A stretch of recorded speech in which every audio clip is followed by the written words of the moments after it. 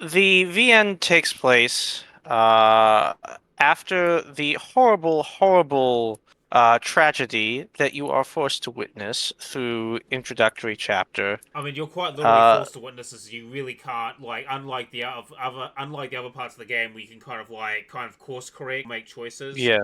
No, for introductory chapter, like you're along for the ride. You are literally being held hostage, held at gunpoint, one could say, to watch Haruki as he makes these very interesting. As you watch these characters make these very interesting decisions. Well, what's interesting through the whole game is Haruki, you're oftentimes given early decisions to make one decision or the other. And it's those early decisions which reflect what Haruki will do later. And there are times, like later on in a route, where Haruki could potentially course correct a little, but he can't because that's not in his nature and because you've gone down that route in the route. And it's this wonderful way of illustrating the way people sort of naturally fall into things, where they are, you could say sunk cost fallacy, but that doesn't really describe it well. I don't think with It, it, Haruki it it's like a sunk. I don't think with Haruki it's a sunk cost fallacy. I wouldn't know the word for it. He's like it's like he's crossed the Rubicon. Like it's almost like he puts himself in situations where he has to like yes, cross the Rubicon and no turning back. yes. Like that's the best way I could describe it with Haruki. It's not like there's a sink cost fallacy with him. It's just like the choices he makes is like, oh, I've crossed the Rubicon, no going back. Pretty much. He can be a little black and white at times. So the little next part of the VN takes place 3 years after the original. And Haruki is in college, Setsuna is in college, and they have spent somehow the past 3 years in this unbelievable holding pattern. Setsuna, It's like the Cold always War. insists. It's like the Cold War. Like neither one of them is gonna make a move, or it's like a no, not a Cold War. It's like a stand. Neither one of them are making a move, and so you just have Mhm. like this conflict, or well, not exactly like a conflict, but this tension that just is like freezing over. Like it's still there, and it hasn't moved a single inch. Yeah. The issue you have is Setsuna will continue to tell Haruki that you've done nothing wrong. It's all of me, all because I got in between you and Kazusa. She continues to recite, whether she believes it or not, she continues to recite that all of their issues were her fault. I And mean, Haruki, I would argue that like I would say that some of it is probably her fault, but also Haruki and Kazusa are also to blame for this to some extent. well, what matters from a practical perspective is that Haruki wants to be punished. He wants to be hated. He wants to be despised. He wants people to lash out at him over this. And the fact that Setsuna won't is killing him inside. Does Io and Takia also know about this or no? Yes, they make it very clear that that the two of them both know about this. And we'll get to them in a little bit, but essentially Haruki is hold himself up in terms of this guilt. And because of that, every time these two attempt to interact, and they have attempted Many to times. talk to one another many times, they still somewhat keep in contact via text, but they don't call anymore. Yeah, like what you get the impression is that like yeah they still care about each other, but like the spark is like kind of gone. Like like This they've had this tension for the last couple of years. It's like that's just frozen over, and like the spark they had, it's like gone. It's just Yeah, it is almost totally gone. Yes. it's not to say they don't Haruki. like it is not to say they don't like care about each other or like each other or anything like that. They still do, but like it's kind of like the spark, the passion has gone out, and they're just kind of going through the motions of Well, it's specifically because both of them are so afraid of one another. They're both so afraid of making the wrong move. They are both so afraid of hurting the other in some way. So they talk about meaningless little stuff. They can't be open with one another. They're constantly walking on eggshells with one another, and then they're accidentally bringing up the past, and then they're apologizing for it, and then they're reflexively distancing themselves from the other in response to that, and It's a vicious It's like cycle. it's an absolutely vicious cycle, and it is fascinating to watch. It is, and you kind of think to yourself, like as you're playing this game, like something has to change, like something has to like move this plot forward. But Yes. for the last 3 years, it And hasn't until well, Io, I we didn't talk much about Io and Takia earlier. These Takia is Haruki's best friend, and yeah, he's kind of like a plays kid. almost he plays almost effectively no role in the original in the start of the VN. Yeah, like he But like Takiya's just like that helpful dude who's like around, and Io is also a bit like that. But like further on in the game, they're definitely like more in the spotlight. Give me a second. yes, and as you see, Takiya's sort of like this caddish figure who sleeps around a lot, but at the same time, it really gets along with Haruki oddly and is really close with him. Io is this tomboyish girl. There's not too much to her. Who hangs around with Taki a lot, even though there's never been anything romantic with them. And although Yeah, the I mean two they seem just to kind get of muck along around. very well. They're likable. Well, I mean that's what I like about like Takiya and Io is that like even though they're maybe not around as much as I'd like, they're like incredibly likable. Yes, they're both.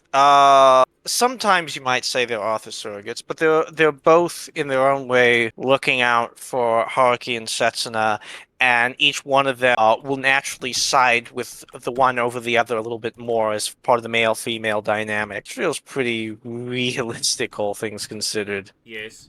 And Um, also, like, Takiya's a fucking real G, by the way. Like, in some of the roads, like, he really does pull through. well, yeah, Takuya is whatever other faults he has outside of being a friend, he is really, really fucking loyal. Yes. And he really goes the extra mile. Yeah. He's also pretty cool The as well. Like, that's what I like about, like, Takiya, is that he's, like, even though there's not, like, much to him, he's actually, like, a very fun and cool character to have around. Yeah, and so these two are essentially trying to play shipping, I guess you might say, between the two Yeah, the whole they're time. like fucking shippers, man. Like, in real life. Pretty much. They're because they've gotten really close with both Haruki and Setsuna, and they're both close friends with them. And both of those characters have isolated themselves to such a degree that they don't have many other people in life, so they look Yeah. out for I mean, them. if anything, like, Takiya and Io are, like, kind of like the middlemen of their relationship, in a way. Yes, they very much are. And they're divided somewhat on where the two of them should go from here. So as things go on, you start to get introduced to other little bits and pieces. You start learning that Haruki has really, really been avoiding Setsuna, like to the point that he had changed apartments at his college just to avoid seeing Setsuna as much. Yeah, Just to and we avoid should her. mention. Hello, are you here? Are you back? Okay, all right. No, Fox has finally joined us after his 12-hour confessional. I'm sorry for the delay. I had to, I woke up in time, but I had to do a thing suddenly, and shit Yeah, happened. yeah. Yeah, I was just imagining you like kind of like a cat, like you just wanted to relax out on the wall and like the warm Italian sun. You make random purring Mhm. and cat noises as you like try to drift off to sleep on the wall as you for the Italian sun. I'm now imagining like Italians as cats now. It's actually kind of funny. Yeah. Um, you can jump into the conversation, or like I'll edit the stuff out in post. But like, Heraclius, continue. Yeah, we were talking about the sort of where things are set up in closing chapter. We were talking about the way Haruki's just absolutely avoiding everyone, everything. He has entrenched himself in his work. He has entrenched Yeah, and he's himself using in his work to run away. Yeah, schoolwork. like he's quite literally using work to run away from his problems. You know, as long as he's working, you know, he doesn't have to confront his issues, which is. And what I like about the show, like what I like about the visual novel, is it definitely hammers in the fact of like how unhealthy this is, and I like and I actually quite Mhm. appreciate for that. And it hammers I in think. how. Oh, go ahead. No, go ahead, go ahead. I was gonna say it hammers in how oppressive it is in Haruki's thinking and mindset. We are berated by these nonstop monologues from him Uh, uh, about how he about how his thinking, his own guilt, is constantly threatening to overwhelm him, constantly threatening to creep in, and so he has to keep thinking about anything else. He has to keep moving. He has to keep doing this. He can't stop moving, or else Yeah, he'll be it's almost like a crushed. freaking shark. Like he has to keep moving, he has to keep swimming, otherwise he's gonna suffer. And what and this is kind of like what we see Haruki in like 3 years later. Like he's in this massive funk. You know, his relationship is kind of like freezing over. He's working himself to distract himself from his problems, and you know, it's a very unhealthy and toxic mindset. And that's what I like about the VN is that the VN is very happy to point it out, and even like very happy to point it out. Yeah. Yeah, basically he's trying to keep the head above the water because if he stops moving at any point in time, he goes under. Yes. Basically, this is psychologically what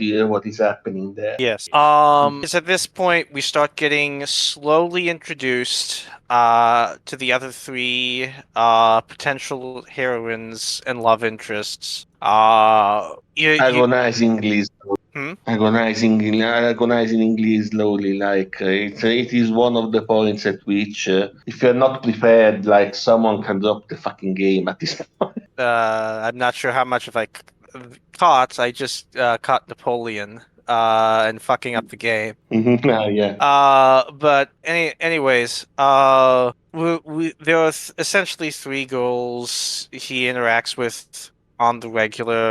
We see Haruki in his regular work life, where he's very much the diligent worker. He Very goes above and hardworking. beyond Yeah. everyone else. Yep. To the point that even the regular time workers are scared of him, even though he's just a part-time worker. Yeah, he's like a machine Um, almost, like a Terminator. He's like the Workinator, basically. Mari, his supervisor, is the girl who kind of looks after him, and she's somewhat older than him, and she has a mix of she's harsh on him, but she knows he can take it, and she really respects him, and she also tries to advise him and guide him in her own little way.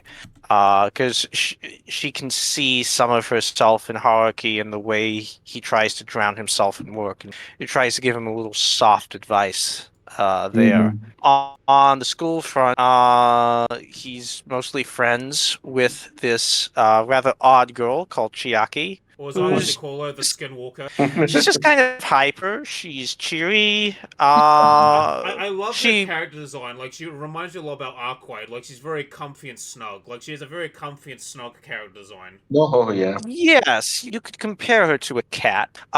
She very much, she basically is the person who Haruki is hanging out with most, when we first meet him here. She seems to be the one who he will most tolerate. Chiaki mentions at one point this is partially because, she's not super feminine, so he doesn't see her as competition for his affections towards Setsuna. And on top of that, also, it's just someone who's not directly involved in the whole issues that he's had in the Yeah, like, past. Chihaki, like, as far as we Yeah. know, is a neutral third party. And so just being able to be around someone who isn't involved with all that stuff is a blessing. She herself is like the classic lazy student who sleeps in, doesn't do much, but at the same time will oddly be somewhat supportive and somewhat show that she knows a little bit more than she lets on. Yeah, which we will Same go. dentist. Yeah, which we'll go into that a lot more when we cover her route. But you know, there is a reason why I affectionately call her the Skinwalker. Um, And then we have your fave the girl, your favorite character, the Kohai. yes, the Kohai Koharu. Trying So to corrupt the local youth. we're introduced to her, where Haruki has also been recently working as a part-time TA, essentially. And one of the girls, who's like a couple of years younger than him, really obviously idolizes him. She suddenly confesses to him, and he kind of brusquely pushes her off and says, "Hey, there's no chance of that." And then one day, while walking home from school, he sees this obstinate girl staring back at him, and he's like, what are you doing here? She demands to sit down with him, which they do. And she basically explains that she's a friend of the girl that she just refused, and that she's been crying nonstop over this rejection. And Haruki goes, "Well, I'm sorry. I'll send her a text apologizing and whatnot, but still no." And at first she goes, "Oh, okay, this reasonable guy. Oh, okay." Oh, And then Koharu asks, and she's an awfully obstinate girl. She seems. Yeah, she's quite It forward. seems. She's very forward for a Japanese girl, I might add. Like, she's very yeah. forward. Yeah, she seems much more incredibly interested in her best friend's well-being, and she demands to know why Haruki would reject her, would reject this best friend of hers. At which point Haruki just breaks down, Like, he and fucking pops off. Like, he pops off. he starts screaming about how she shouldn't have fallen in love with someone like him, and that other stuff. He goes absolutely wild. Sadistic. Don't why should I have to explain this? Something which I can't even can barely confront myself. Why should I have to explain that to a stranger? Why should I have to explain something so sensitive to another? And I'm not doing justice to the way he reacts. He is I like mean, I don't think I could do it yelling. either. Like he like pops off. Like, he went from a 0 to an 11. You know, he Oh, pops yeah. off. And like, as I'm just sitting here reading, I'm just like, no. Let him cook. Let Haruki cook. Let him cook. And what I'd really like about that scene is it really showcases how Haruki's really like bottling it in, quite literally and quite quite literally and metaphorically. Yeah, Yeah. and it's threatening to overflow at any moment. She is this stubborn girl is kind of shocked by all of this, and then she just goes like, "Well, that was a weird guy. Okay, whatever." And then he happens to show up at the little family restaurant that she's decided to start working at, and they go. And they're immediately butting heads. They are immediately like It's a sort of at competition. loggerheads with Yeah. one another. It's a competition of who can be like the hardest worker, Yeah, and Koharu is which is like rather this type wholesome where and fun to watch. she doesn't trust him, understandably, but then she sees how much everyone else surrounding her looks up to him, and she is just absolutely thrown for a loop. But she tries her best to get along. I should have mentioned Haruki's friends refer to her as Mini Haruki. Well, and It's a you very get apt the description. feeling it's a very apt description, and she herself serves as almost this wonderful parallel of what would a younger Haruki react like if he met older Haruki, where Koharu is still like very idealistic, very almost maiden of justice type. You She might. kind of reminds me of Saber in a way, from Fate Stay Night. I Like, mean, I can kind of see like a little bit of Saber in her. I mean, I'm making too many Tsukihime or Fate Type Moon references, but like, I could see like Koharu kind of reminds me of like Saber from Fate Stay Night in a way, like very forthright and honest. Like a very forthright and honest woman. Also, like, she's got like the fucking eyes. It's the eyes. It's those freaking cute Hmm. little eyes as she stares into your soul. Hmm. She's so sickly sweet that I want to crop. Yeah, like I I like have Koharu, but concluded like I also that. like the Skinwalker and Kazusa more. But yeah, but like listen, Koharu's the type of chick that like if I spend too much time with her, I figure to get diabetes because of how like sweet and innocent she is, and so goddamn cute. She's sweet, but she's also like she's the type who will absolutely fight with you and also be stubborn and also be kind of cutely pouty. Like one of Yeah, but her that's part of quotes the here is, fun. You are only describing prose. You know what? You know that, right?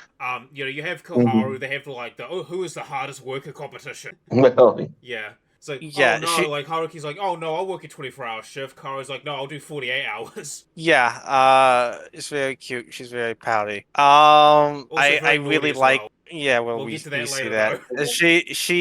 though. So we get the common route goes on for a little bit and essentially consists of just Haruki interacting with all three of these girls. Mhm. And he gets to talk with them, interact with them. He agonizes over his relationship with Setsuna a couple times. Setsuna disappears for a little bit. Doesn't tell her parents where she's went, and her parents are like the very involved sort. So they get real worried. Haruki goes on this wild crusade trying to find her. Actually brings Koharu the Kohai along because she is this type who is absolutely invested in other people, absolutely wants to help others as best she can, incredibly empathetic, just like Yeah, Haruki used to he's be. okay. Yeah, and so they find Setsuna, she's fine. And eventually so they decide towards the end of the route, Haruki's friends and Koharu all conspire to set him up with a date with Setsuna at this fancy restaurant with this fancy hotel. And the Mhm. idea is to get these two who have been avoiding one another for so long to finally push them together. Have sex, say Shinzo Abe. And Also let's pour out one for Shinzo Abe. What a real G. Fucking yes, press F in the chat. yeah. Joseph in chat. All right, pour one out for Shinzo Abe. We're gonna pour out one out for our boy. But all due respect, yeah, it's fucking. But yeah, like basically they're trying to get these two together. Like I love the little conspiracy stuff. It's like, oh yeah, they're behind shifty deals, making deals behind closed doors. Yes, we'll have them have a wholesome relationship, Yes, and rubbing their hands and cackling maniacally. one of the things you slowly uncover as you go through, and starts to become very explicit later on, is the reason Taki and Io are so involved is, to some extent, you're scratching your head. Why are they doing this? Like, they are really, really involved. This goes beyond just like normal friendship stuff. Yeah, Well, it's why indeed? Yeah, why indeed? well, hmm. it slowly becomes obvious. Takia really holds out feelings for Io. He really has strong feelings there. Which is funny And because like Takia's a bit of like the playboy type. I mean, he's not the. I mean, was he? Would you call him a pump and dump or like more of a romantic? But like he is a bit of a playboy. I would Mhm. say pump and dump. Yeah. He has all these trivial relationships with women all over, and it's very much implied this is partly a coping mechanism about not being able to cross that gap with Io. And Io is the one who will constantly get in these little jibes and whatnot. And whenever he tries to make a little bit of a move, she'll dismiss it. Mhm. But I you mean, I can don't see, exactly. I don't exactly blame him. I mean, considering that he is a bit of a bad boy, a bit of a playboy, she's probably in the back of her mind like, oh, I can't trust him to be like reliable. I Mhm. mean, which makes sense. Yeah. He's got a wandering eye, like the eye of Yeah, Sauron. Like he just wanders. but in a way, it's a self-fulfilling self-fulfilling prophecy Yes, because it is. he is behaving like this because she is keeping a distance with him. You know what I mean? Or in Yes. a way, in a certain way, if she just, if she just wasn't a bitch, there would be no problem. You know what I mean? Yeah, no, okay, I'm being harsh. She's not really that big of a bitch, let's say, but No, but she just was a little bit less of a bitch, it would be yes, a fine. little Chisai. Yeah. So Oh yeah, we. as so they go up into this very nice lovely restaurant. They have dinner, Setsuna and Haruki. And Haruki keeps and Setsuna both keep talking about this magazine article that Haruki had gotten to write. They had his local magazine that he works for had asked him for something about Kazusa because apparently Kazusa has blown up. She's become this really popular figure in Japan because she started winning all these minor level competitions, piano competitions in Europe. So now all of a sudden everyone's asking about her. They try to know everything they can. And well, little does the magazine know, they are asking her old lover to report on her. And the first time Haruki puts in something that's like junk and is rejected as junk. But then he puts in something which is intimately personal and talks really strongly about her issues, her flaws, about how she distanced herself from others, how she was irritable, but she was also so accomplished, and all the stuff about Kasasa. And he managed to publish this, and this was a really personal, hard thing for him to do. Him even Yeah. being able to do this was partially a getting over of his own memories and thinking about it stronger than he had in years. So he talks about this magazine, Setsuna, and Setsuna seems a little Okay, perturbed by it. yeah, I mean, a little A little, perturbed at first, but like nothing like major yet. nothing major. They have a nice dinner.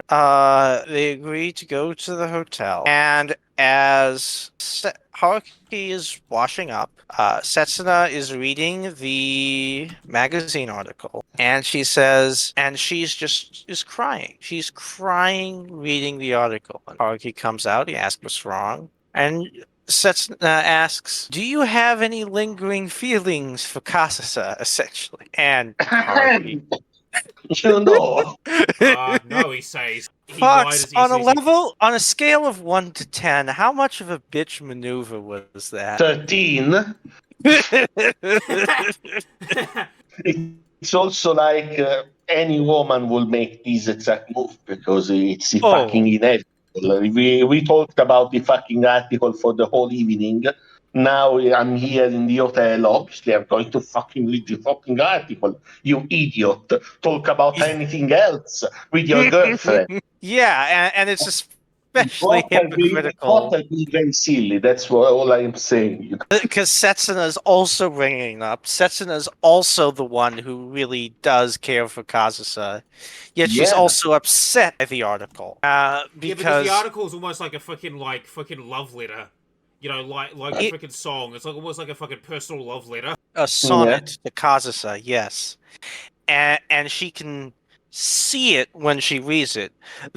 She describes it as the harsh language that he uses, teasing her. While at the same time, then coming up with all the ways she was so wondrous, and his insults were always like sort of backhanded, as if they were trying to hide the sincere compliments he was going to give the next sentence that showed just how infatuated he was.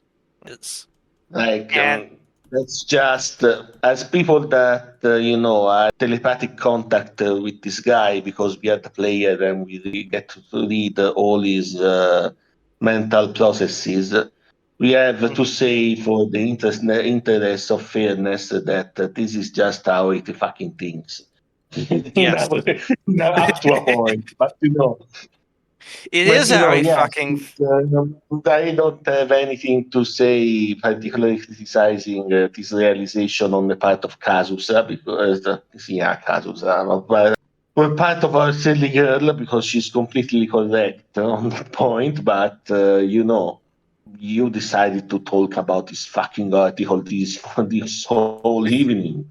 Fuck, Yes, that's just very do true. it. And Setsuna asks him, "Are you over Kasusa?" And she's like, "Yeah, I'm totally over Kasusa, 100%." And She presses X to doubt. She's like X to doubt. He lied with with the easiness for him one breathes. press X to doubt.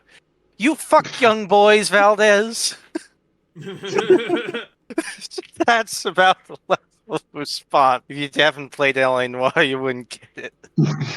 I have played that game. That game was.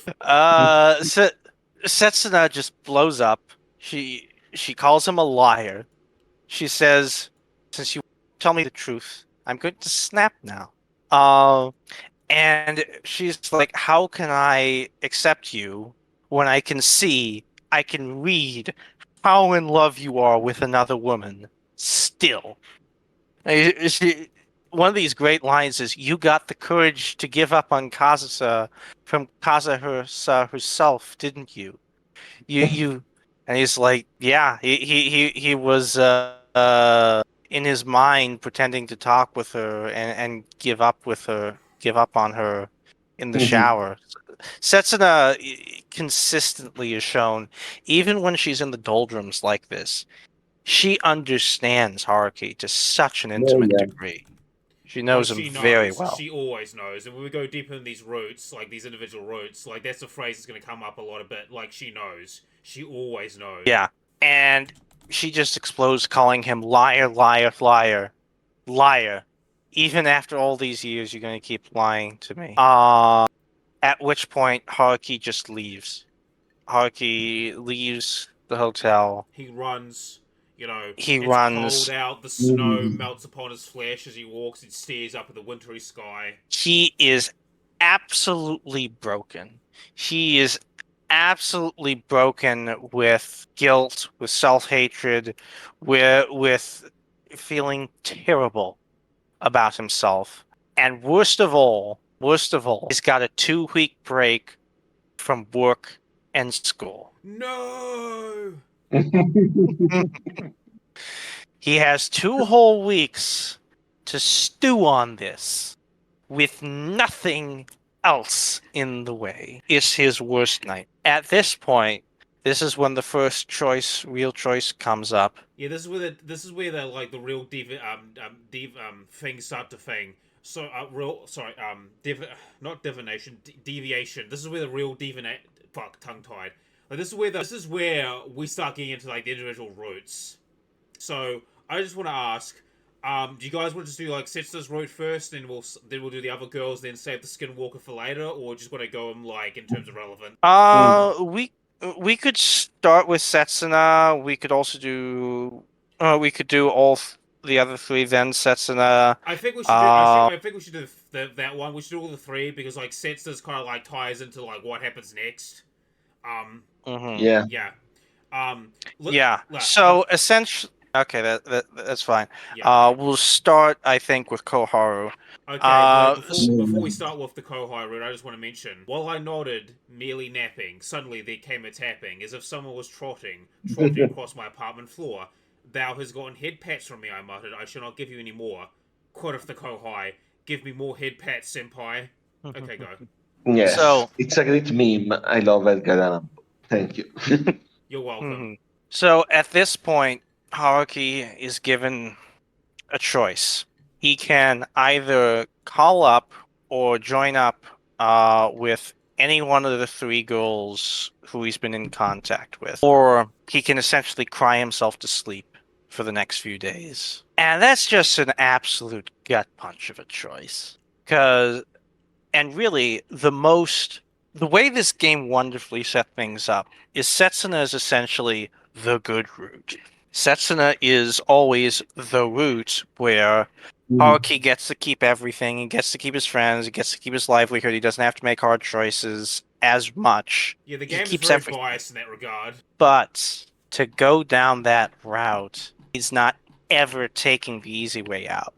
It means when Haruki feels like he wants to kill himself, he doesn't seek solace in someone else. He cries himself to sleep.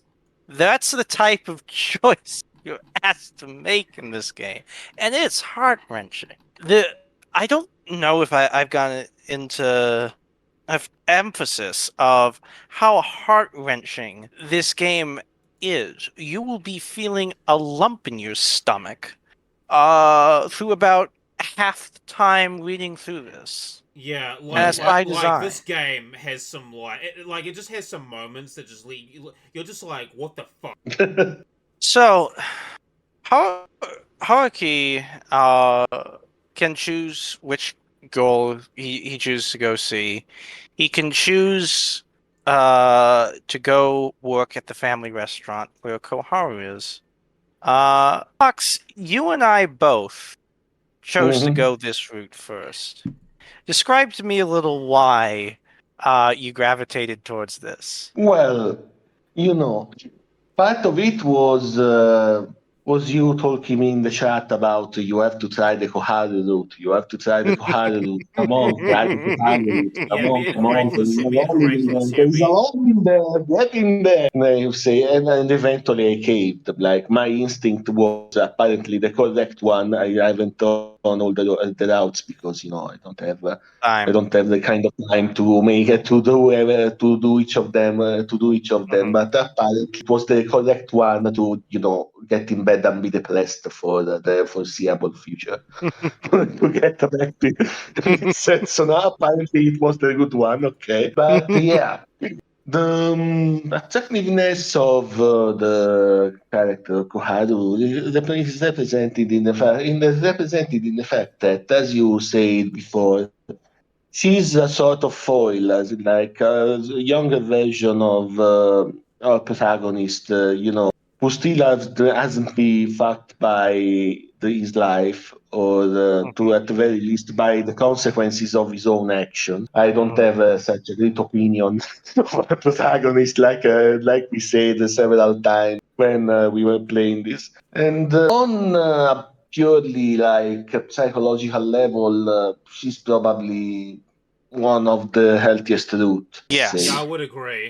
Like nothing particularly traumatic happens in there, except for the fact that obviously, like Setsuna is gonna be fucking mad. But at Well, this point, She's always going to be Koharu mad. Hose mad. Koharu who's does mad? have to go through her own struggles, and she ends up Yeah. mirroring Haruki and her own mistakes. Yeah, like her route is Um, basically like top 10 anime betrayal. Yeah. yeah. So this whole time, Goes the whole time uh, on. Yeah. yeah. So I'll say during the common route, she's been somewhat forced into a contradiction, where Mm. she fights with Haruki, and she interacts with him a lot, and she says, "Well, this is just part of me, trying to mend things with my best friend, Mhm. and just trying to smooth things over and all that, smooth things over with Mihoko." But you can tell, of course, that she's starting to fall for him. She's starting to get Yeah. really attached, and she finds the way Haruki's actions are so contradictory, that he's so much like her, yet also fights with her so much, and also has this mysterious backstory and everything. It really fascinates her, and he actually confesses his whole back. I forget. Does he confess his backstory to regarding I think he Setsuna? I think he gives like her like the like cross note section kind of like he Yeah, gives the Cliff basic Mm. gist. Notes He doesn't go into version. super good detail, but he gives her like kind of like the quick notes version. Yeah. Yeah, and so as a result, uh, she's she starts to become really invested in him. She herself was involved in this scheme to push him and Setsuna together, because she's that virtuous type of girl who's like, well, I just want the one I love to be happy. And all of a sudden, Haruki shows up outside the family restaurant. She goes, "Hey, what are you doing here?" He's in And absolute shambles. he's just staring at him. He won't walk into the store. She walks out. She goes, "What are you doing here?" And she's like, never mind. I'm going to leave. And at this point, she goes, "No, no, I'm not letting you leave. No. Uh, hey, you just wait 30 minutes. I'll go. I have to finish my shift. And then I'll talk to you. And whatever it is, we'll talk it out." And then Haruki runs. Obviously. At which point, and this is what makes her perhaps best girl, is she then bolts straight at Haruki in her like somewhat ridiculous semi-made outfit, restaurant outfit. Semi Uh ridiculous, but also extremely cute. I It's just ex- wanted to point out. it's extremely cute. She runs after him. She catches up with him. He starts explaining everything, and the result of is these two start to become even more close. There's also this interesting dynamic where she's been in touch with Taki and Io and the gang, and she's uh, and all of a sudden Koharu is in conversation with them, stepping up with Haruki, stepping up for Haruki a whole bunch, really defending him, really trying to almost positioning herself as his protector. And it's this point Takia starts panicking. He's like, oh no. He did it This again. He's going this to destroy another good girl.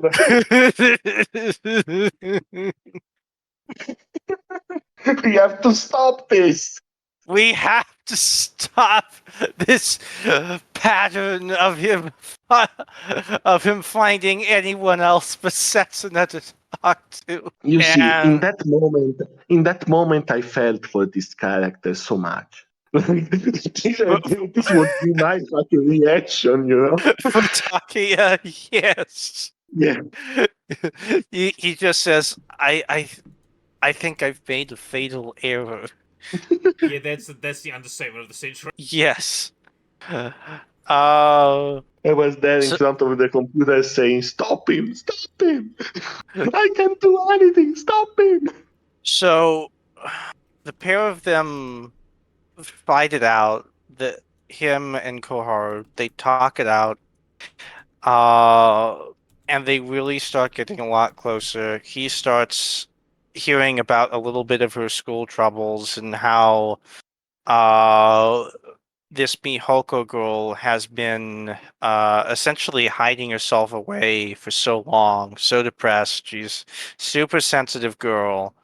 That Koharu's friends are all starting to get really annoyed with her and almost abandon her. And as they get Oh, like, it further, gets worse like that. Like she's getting frozen out by like the entire class, like almost the entire school, and uh, well, Mihoko just isn't even at school, so she's. Yeah. I mean, it's sort of like, what do you expect? yeah, exactly.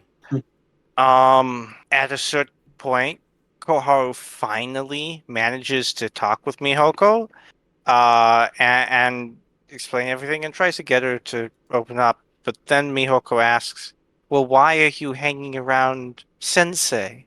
Why are you with Sensei? Why did I see you on the park bench talking with Sensei and then answering my call pretending no one was there? Why? What are you doing?" Top 10 anime betrayals. And Koro tries to explain as well as she can. She says, "Look, there's." She doesn't exactly say that there's nothing between us. She doesn't exactly say that, but she can at least truthfully She state that pointedly no. no, yeah, she pointedly doesn't, doesn't say there's nothing between us, No. very pointedly, I would say, very noticeably, I would say. Yes, yes, Mihoko keeps saying you're hiding something. And actually, Koharu then spills the bean just a tiny bit about like, hey, Sensei Haruki's been having these issues with his girlfriend, He's got woman and problems. yeah, and it's like, I'm sorry, Haruki divulged all of this to me in complete confidence. I absolutely cannot divulge this to you. And Mihoko is like all angry. She thinks this is a betrayal. Uh, he doesn't trust her. You're hiding something from me.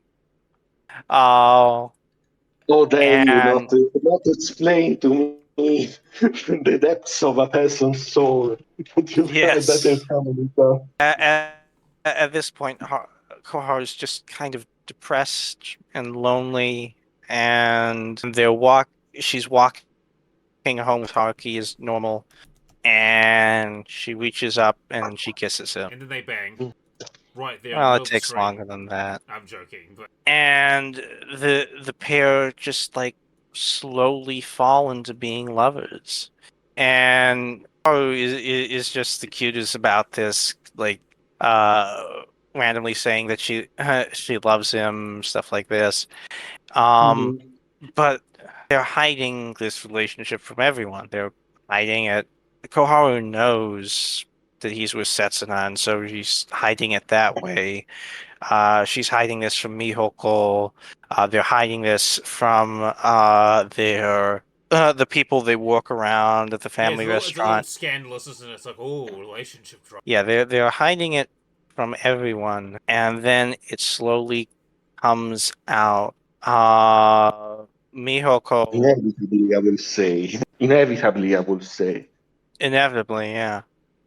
Mihoko manages to essentially catch them in the act.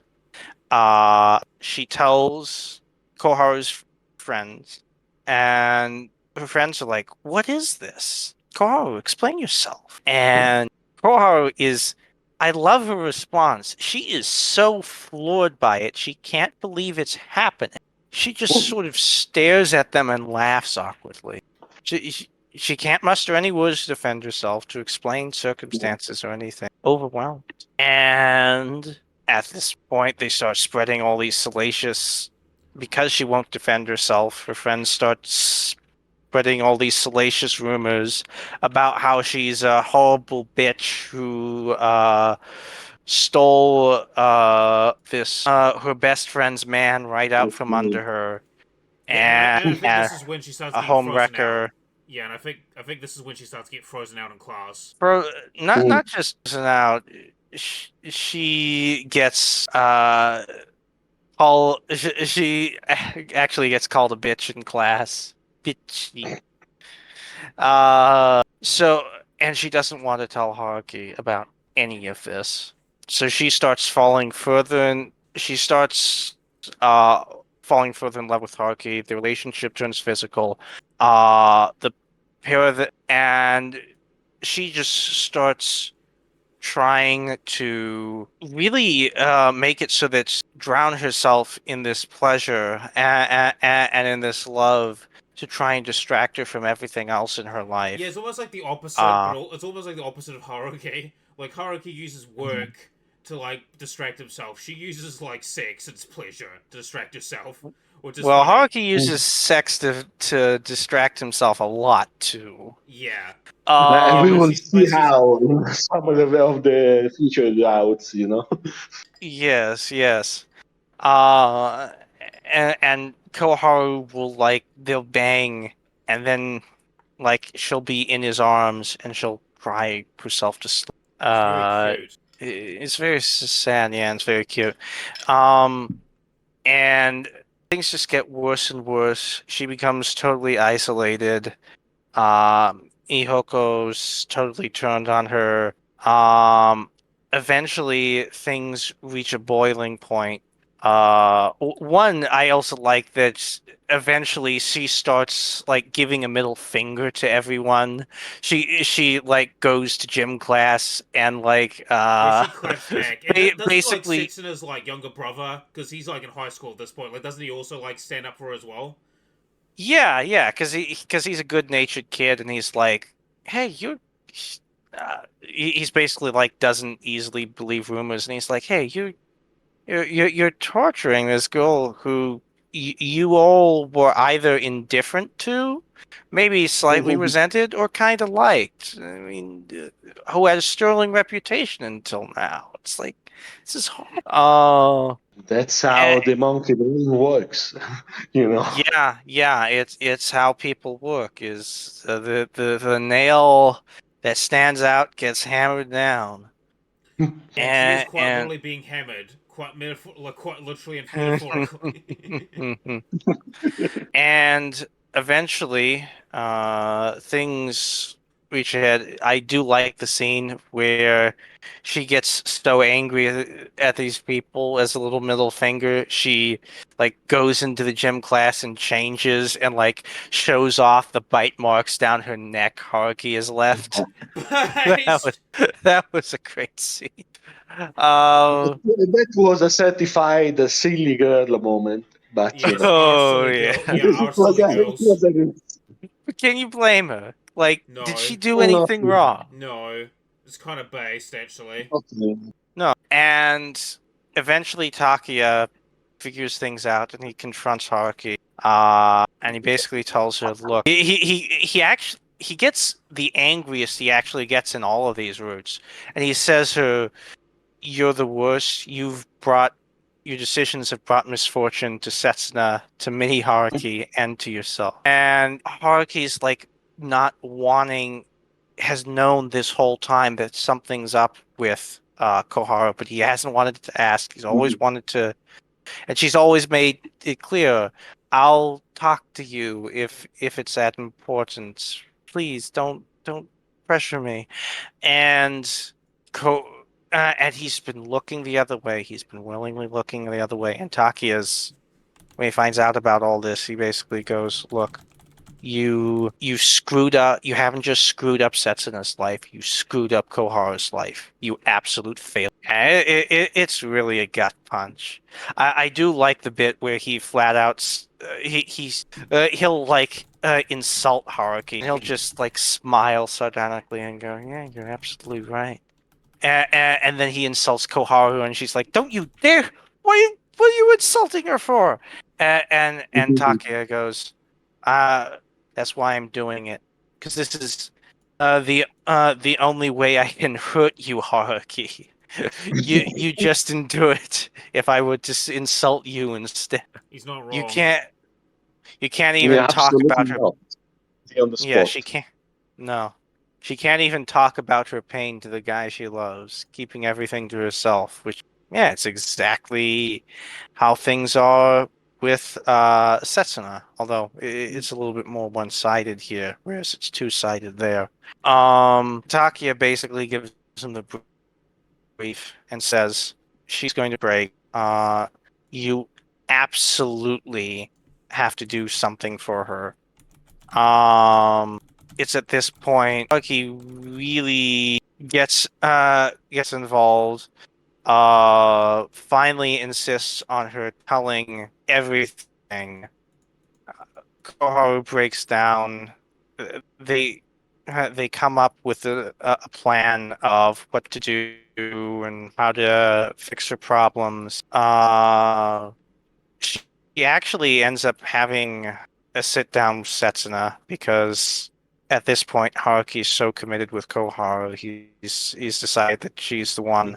And Setsuna is really flattered by the goal. She really likes her.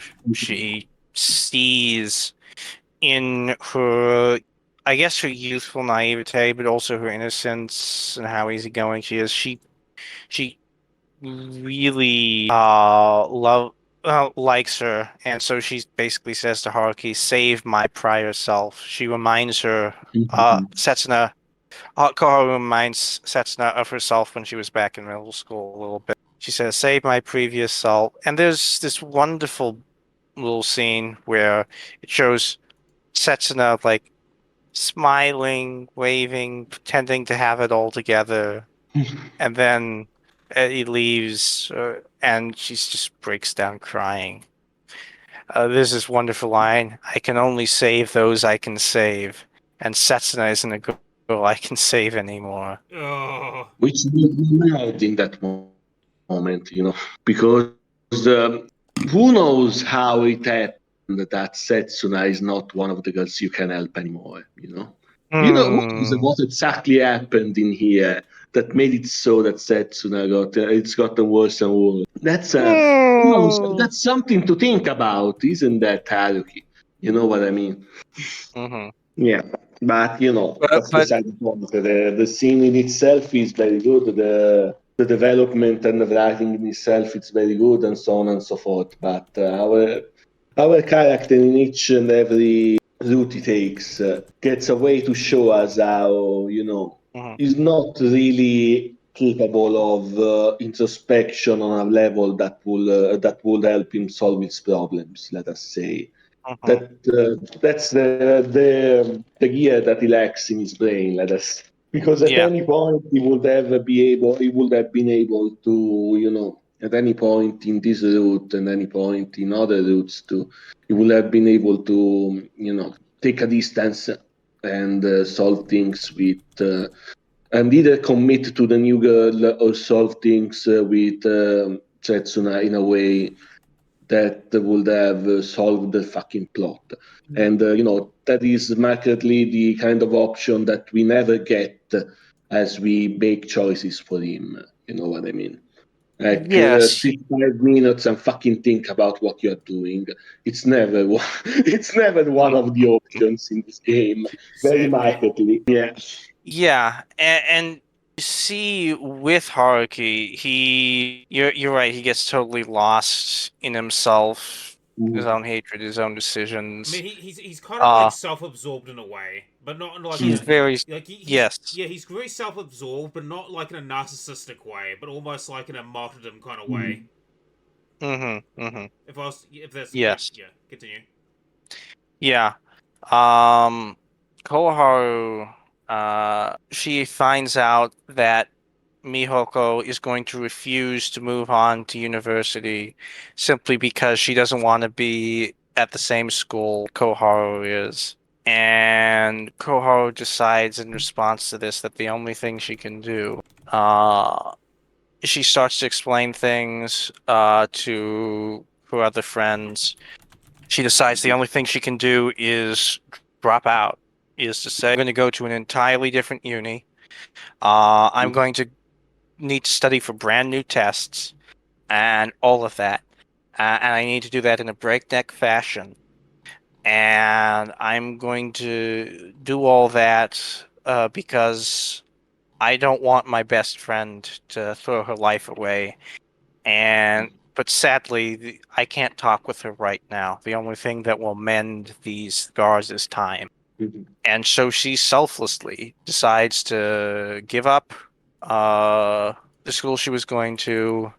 Uh, she ends up not being able to get in on the first test, but she gets in on the second test with Haruki supporting her, helping her study, doing everything he can for her the whole way through. And it sort of ends on this very happy note with her getting accepted and the pair hugging. And that's the end. And it sort of implies that this is their path going forwards. Yeah, Yeah. it's like Mhm. overall, I think it's a nice route. Like it's very wholesome and sweet. And it is Mhm. also fun to play through the corruption of the local youth because we do like our Kohai's naughty. I mean, she. Go ahead. No, go ahead. Yeah, I mean, she is really cute through all of it, and Yeah. she's compared to Setsuna, she's up there with Setsuna in being like the most homebodied. She's also the one like I found it the absolute cutest. Like they bang once, and then Koharu is instantly talking about marriage and Yeah. who should be the breadwinner of the family and everything. As you do. That's the shit, trademark. Oh, That's it what is. we are after in here. Oh, absolutely. Like, Absolutely.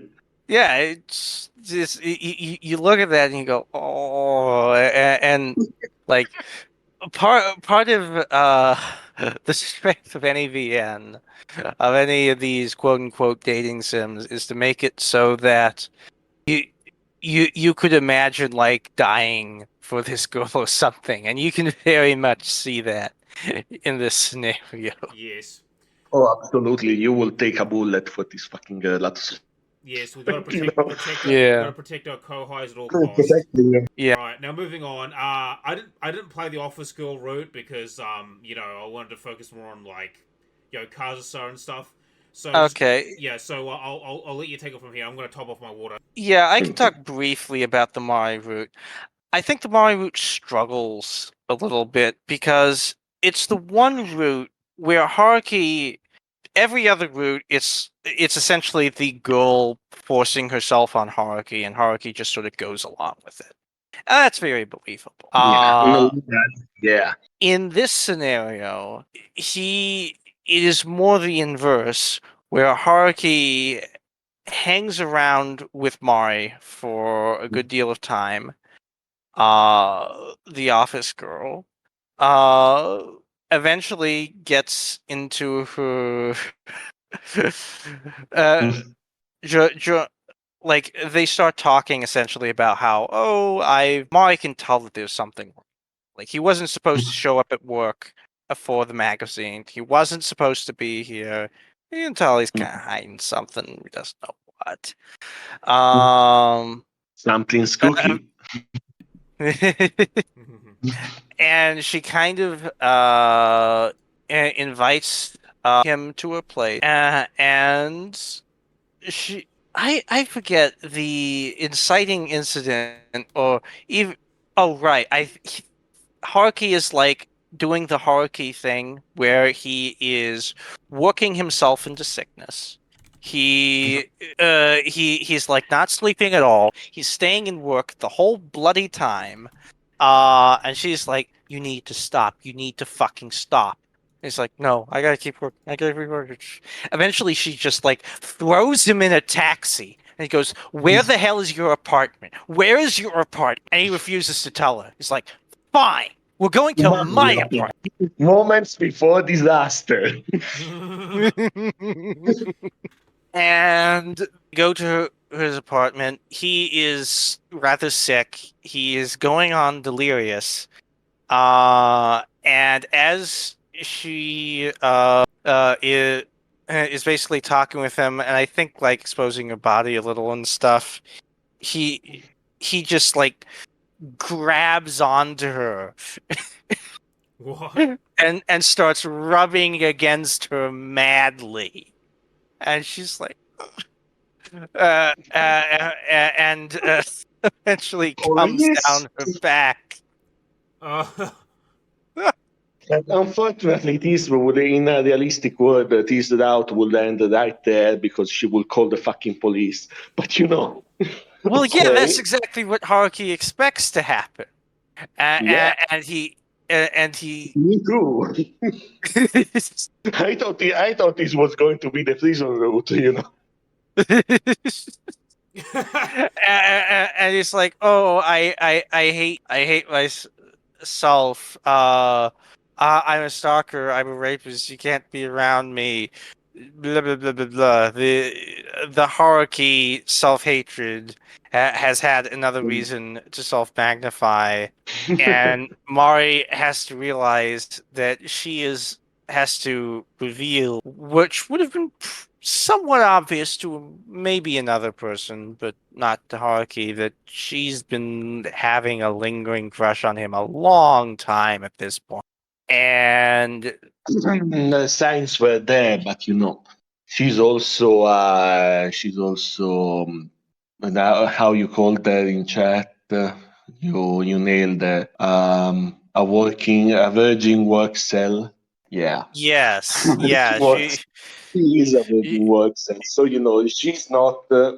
In this case, we can say in Haruki's defense that her signals perhaps weren't the clearest. In this case, no, they definitely were not. yeah. And she basically invites him back to her place. She's like, I shouldn't be here, and she's like, no, I wanted I wanted you. And the only reason I pushed you back away was after all that was I needed to get birth control. At Yeah, which point, which leads to a conversation we had about what she was exactly afraid of. Because if the mechanics of the situation have been explained to us, in a correct way, basically is rubbing his, member against her cheeks, and I don't think you need a bit of birth control in this. But okay, okay. You know what I mean. Like people will know what I mean when they get to this place. If they Yeah. decide to play this. Yeah. The So logistics is pretty, head scratching. yes, yes. So she and it turns into this physical relationship with Mari, but very crucially, he hasn't really opened his heart to her that Mhm. much. Like he does start to slowly like enjoy his time with her. He gets understandably really avoidant with Setsuna and distance himself with her. But he can't he doesn't tell her about Setsuna. He doesn't tell her that he's cheating on his girlfriend. She doesn't really know about the details about what's been eating him up inside or his depression or any of that. She knows a bit about Kazusa because he had to write a report on her, which went through her. She Yeah. knows about that, but she's really kind of somewhat frozen out from what Haruki's issues are. But that's fine. The two can still make love for a little while. They do. The moments Uh, before this. Moments Part before 2, Electric disaster. Boogaloo. Mari essentially goes.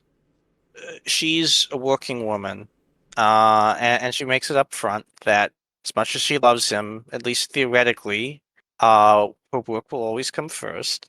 And, and she, even though like she'll talk with her BFF and she'll start to have doubts about that policy. uh, and she goes off to America for a little bit, and she says, "Hey, I'm going to be coming back in a month. You absolutely have to speak with me when I get back. Let's do it." It goes, "Okay." Well, it happens to fall on the exact day of February the 14th, Setsuna's birthday. Dun, dun, dun, dun. So Haruki has to make a choice. Who will he save? Who will he leave behind? Uh, Haruki decides he's been so unfaithful to Setsuna, he has to make it up to her. He shows up for her little birthday day party, talks with her. Setsuna vents to him a little about the way in which he let he had just let her stay at home all alone on her birthday party 3 years ago, how that still hurts her so much. And she also kind of lets slip that she kind of realizes that he's probably going doing something with another woman, but she doesn't directly state anything. Uh, No, she because knows. she knows, but she'll never state it. Um, and at this point, they go, and through all this time, he's getting call after call after call from Mari, like trying to bug him, and he's constantly ignoring them because he's like, I have to show myself to Setsuna. I have to show that I'm devoted to Setsuna. I have to be this way. Like I owe it to her. And he was planning on spilling the beans, but he never quite finds the opportunity. And I think partially, I think the fact that Setsuna sort of lets slip that she knows but doesn't directly state it probably short circuits that decision. Yeah. Haruki EXE can't Yeah. stops working. Yeah. Um.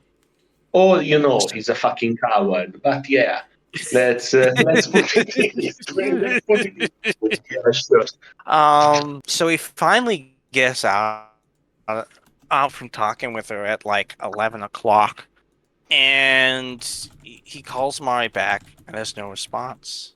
There's no response. He's like, "What is this? What's this all about?" Moments Before Disaster, Uh, Part 3. yeah. So he's has the car to her apartment. He walks in. The apartment is destroyed. Every piece of like furniture, of glassware, of lights, of fixtures, destroyed, torn to shreds. Yeah, that Uh, moment was pretty fucking scary, when you get in there and oh shit. She's another silly girl. I thought this one was the normal one. No, you don't get normal ones. No. no, fucking annihilated. And he finally finds her in the corner at 1 a.m. and she goes, "Why didn't you come, Kitahara?" And she demands to know why the hell he hadn't shown up. He finally has to spill the beans on Setsuna, about Setsuna and everything. At which point, Mari just starts psychotically laughing about. Oh no, it's gone from our Uh, silly girls to our yandere girls. Oh yeah. There's she's, pretty, a pretty big crossover between the two subreddits. yes, Most yes. of the same fucking people. It's like, oh, so I was just some fucking girl on the rebound for you. I meant fucking nothing to you. You fucking bastard is essentially her response. I mean, she's kind of Like, right, and she she is right, and I mean, she deserves very. and she's like you said, she is the virgin work cell, and Haruki was incredibly precious to her, and this essentially betrayal of her, she's No, she incredibly didn't upset by. show it in a way, in a similar way to other girls. Yeah, she Hmm? was. Although she didn't exactly show it with the clarity that other girls showed, let us say, yeah, she Hmm. was fucking in love with her. Oh Like yeah, 100 fucking percent. She was going there saying, yeah, work first and so on and so forth. She was fucking lying. let yes. us be let us be perfectly honest. Yeah, she was fucking lying She to was herself. 100% lying. In fact, she Yeah. was the reason she told Haruki, "You must show up at this Hmm. time," was she was about to be given a promotion that would Hmm. send her off to America for good, and she was debating whether to take it or not, whether to take what was obviously her career goal, or Hmm. Haruki meant that much to her, she would deny it. She needed to know that it was that serious, and he just ignored her. And then she spills the beans on this to Haruki in the middle of all this, and now Haruki's pissed at her. He's just, from his perspective, this is Kazusa 2.0. This is, oh, Yeah. you never cared about me. Away from me. You're leaving me so easily. Yeah. And they both just started. Like, Can I say something? This is fucking bullshit because, like, by staying here, like, I'm sacrificing the goal of my career up to now if you show your commitment. Like, no, she wasn't exactly leaving you so easily. yeah. You know what I mean? Yeah, I'm fucking defending Mary because she has many things. She's right about many The things. other thing I is don't she I could don't. have like told him any of this, but she didn't. Yeah, and She waited called until him the last that. fucking second and gave him like 8 hours to respond and like, if not tough tiddly. The real problem with this route, in my humble opinion, is that this drama is a bit contrived. You know what I mean? It is Like, definitely contrived. Yes, it is the most contrived of all the routes. Where the other routes are set up in such a nice way yeah. where you're essentially following through the character flaws of both Haruki and the other girl, and it's Mhm. essentially a direct reflection and reaction of that. This is a Mhm. lot more of one, you need contrivance to even have them get together, and Yeah. then two, you have to have a little bit of the contrivance of Mari just not telling him shit. Although that is actually part of her character. And me not telling her about Setsuna because all the problems in this route will be solved by being basically as they get in their apartment and she do right, what's fucking wrong? You know what Yeah. I mean? And he would just have to say, like, my relationship is going to fuck, you know? This happened with this other girl 3 years ago, and now my girlfriend has read the article that you made me write about this whole mess, and I was watching longingly to this news right here. I was Yeah, looking for a but solid place to fix it, but I can't find it. yeah, That would have solved 90% of the drama and wouldn't have excluded Mary as a possible route because you would simply have said, she starts with pity sense so he doesn't fucking kill himself and they start caring about one another.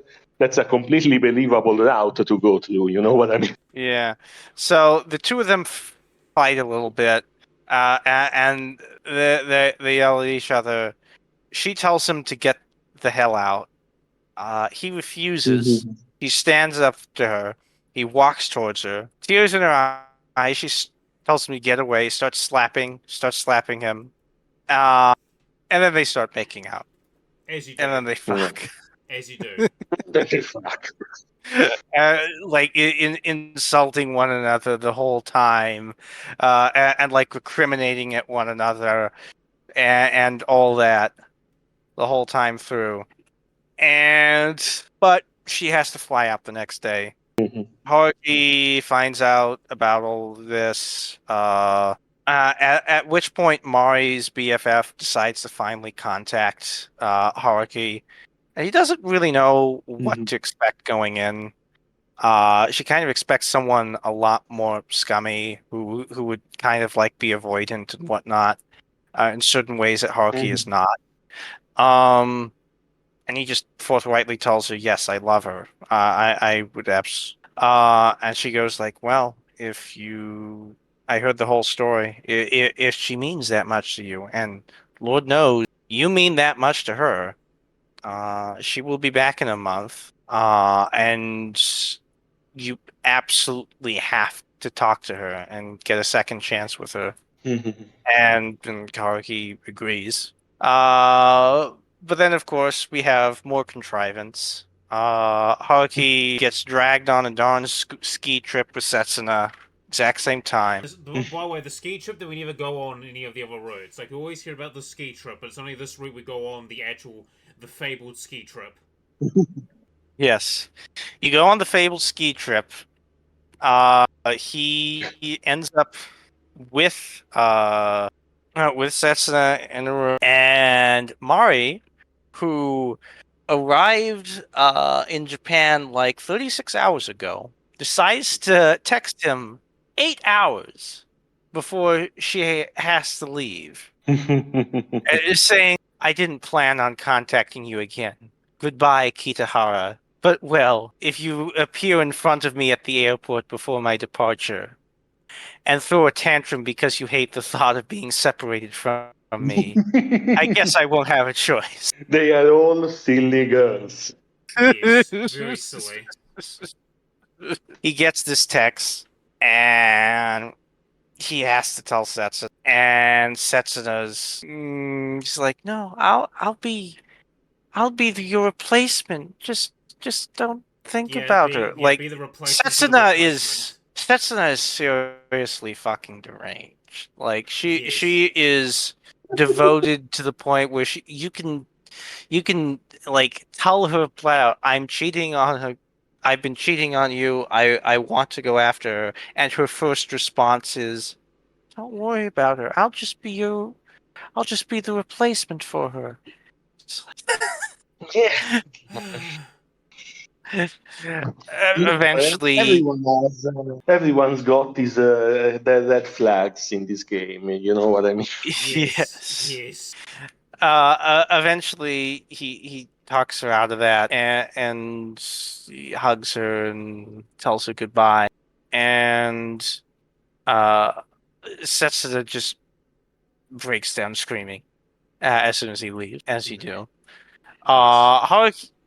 Haruki is then on this big race to try and get to the airport in time. He's trying, there's snow in the way. Chronicles his journey, whereas Mari's like going, "Hey," and the BFF is talking to Mari. "Hey, why don't you just fly out on the next flight? Doesn't matter." He's like, "No, no, I won't call him. No, I can't do that. If he doesn't show up before me, then that's just fate. And if he doesn't see me, then it'll be fate. I guess maybe it will be fate if he can make it." And it actually ends with once she stops talking to her BFF and she's about to leave, she actually calls Haruki, and he doesn't pick up, and she breaks down crying. "Why didn't you come?" And it actually ends with her going on the plane, leaving. At which point she wakes. She arrive, and you actually cut to credits there, and it's like, oh, is this like the bad end route? Is this it? No, there's an immediate after No, I guess credits. no. There's an immediate after credits, and all of us, and Mari's in New York, and she's walking around. Am I hallucinating his voice? And all of a sudden, he grabs her. He's like, "What the hell are you doing in New York?" And basically reveals it was all worked out with her BFF. He was so far out of the way. He realized the only way he could conceivably get to her was to take a flight from the local airport to New York. Fucking. Those famous flights, from Firenze Peretola to New York. Yeah, No from like stops. I think I think he says it was like from Nagano, uh, oh, the Detroit flight from Chubu, and then from Detroit to New York. Oh no. So he gets over there. So he risked his life Yeah, and having to basically stop at Heathrow. declares, but I'm not going to do the long distance thing. I'm going to find a job here in America alongside you. And she accepts him, and Okay, so this girl Chiaki, during the other roads, you see her pop up from time to time, and sometimes when she pops up, she says these really like these comments. You're just like, what the hell? Like, it just seems very like innocuous at times, right? And you don't really know what the hell is going on. innocuous. And Yeah, she. until you play her route, where you're just like, Yes. okay, listen. She turns this Oh shit. drama. She turns this Shakespearean drama into an erotic thriller. Like, oh god, like, Yeah, in a game of jump the shark moments, hers are some of the most jump the sharkiest. it's not like you jump the shark. You jump the shark in a volcano while there's a nuclear bomb going off. Like, her route is like Like fucking you could Skinwalker. say, yeah, you could say you are just the story is jumping the shark with her, but you can also say that she's a BMX bandit and she's doing tricks with her bicycle around the fucking shark, and this is amazing to watch on Yes. your side. And also, Haruki is not going to exit this route alive, clearly. No. But you are clearly Yeah, on the Haruki dies route at this point, yeah. and But S- like, s- yeah. So, So but we, yeah, like, s- listen, so yeah, let's back yeah. Back, you can backpedal. back up a bit. She, uh, throughout most of the common route, she's basically the one who's actually, as I mentioned, closest with Haruki, yeah. and she hangs out with him a lot, acts lazy, acts spoiled, Eats all his food and naps on his acts couch. out He's with very him a much little like a bit. sexy cat. Yeah. And that seems to be the extent of it. But every so often, she'll give a little hint that maybe she wants to be a little something more with Haruki, and she's like, "You're joking," and he's like, "I'm not." It's like, he doesn't quite know how to process this. And it kind of goes nowhere. But she tells him like, if you ever essentially texts him, if you ever need me, call me. So after Setsuna thoroughly rejects Haruki at the hotel, calls her up. and he doesn't get any immediate response. So he thought, well, maybe she just didn't pick up. Maybe I'm all alone. Walks back to his apartment. The music starts getting more and more ominous in the game. Yes. He finds Chiaki The there Jaws theme. in this like slutty Santa outfit, waiting outside his apartment for him. What? What? Ominous music starts playing in the background like the Jaws theme. Exactly. And he's like, this should have probably raised a red flag, but she frames it as like she could tell that him contacting him was because he was absolutely desperate, and so she's offering this, and they immediately bang. Best Christmas gift ever. And they essentially Yeah. like do just drown themselves in pleasure for like almost the next week or so, or even like the next 2 weeks. They go at it quite a bit. Haruki cancels Mhm. calls or appointments with absolutely anything or anyone else. There's a scene where he Chiaki just disappears for a quick moment, and he goes and he just mumbles in his sleep. Don't. Chiaki's just gone to the convenience store for a quick second, Get some food. and he doesn't know that, and he starts something. Don't you dare! Don't leave me! Don't leave me! He's totally broken up. Uh, when she comes Yeah. back, Haruki tries to play it off and pretend like he wasn't just crying. And when Chiaki realizes what was on, she gets emotionally affected too, and she accepts him and all of that. And then the 2 weeks are up. Mhm. His friends find out about what happened. And Taki is especially like, you got involved with that girl? That crazy girl? What the fuck are you doing, Haruki? Uh, You see, this is one of those moments in which we have a little bit of plot consequence because that guy knows yes. knows how little Stacy has in there. He could have warned our protagonist, but he chose to don't. But he chose not to. Yes, And yes. now, Yeah, It's too he'd late. certainly Look, seen Haruki hang out with her often enough times, but at the same time, I don't think he like, clicked like at the right moment because during the read he's like, that girl looks familiar. And then it finally clicks. It's just like, yeah, and it's like that scene is like, it was at this moment he realized he fucked up. yeah. yeah, perhaps it's Ta something like that. Takia actually sticks up for Haruki a little bit here because he realizes, because he's like, I understand where you're coming from. I understand why you would have done this given what you were thrown into. Um, and then all of a sudden, Chiaki just disappears, and he Because searches for her, and he searches for her, and he can't fucking find her. And that's actually the end of the route. The end of the Yeah. route is he can't fucking find her, and You have to do the route twice. you have yes, to do it twice.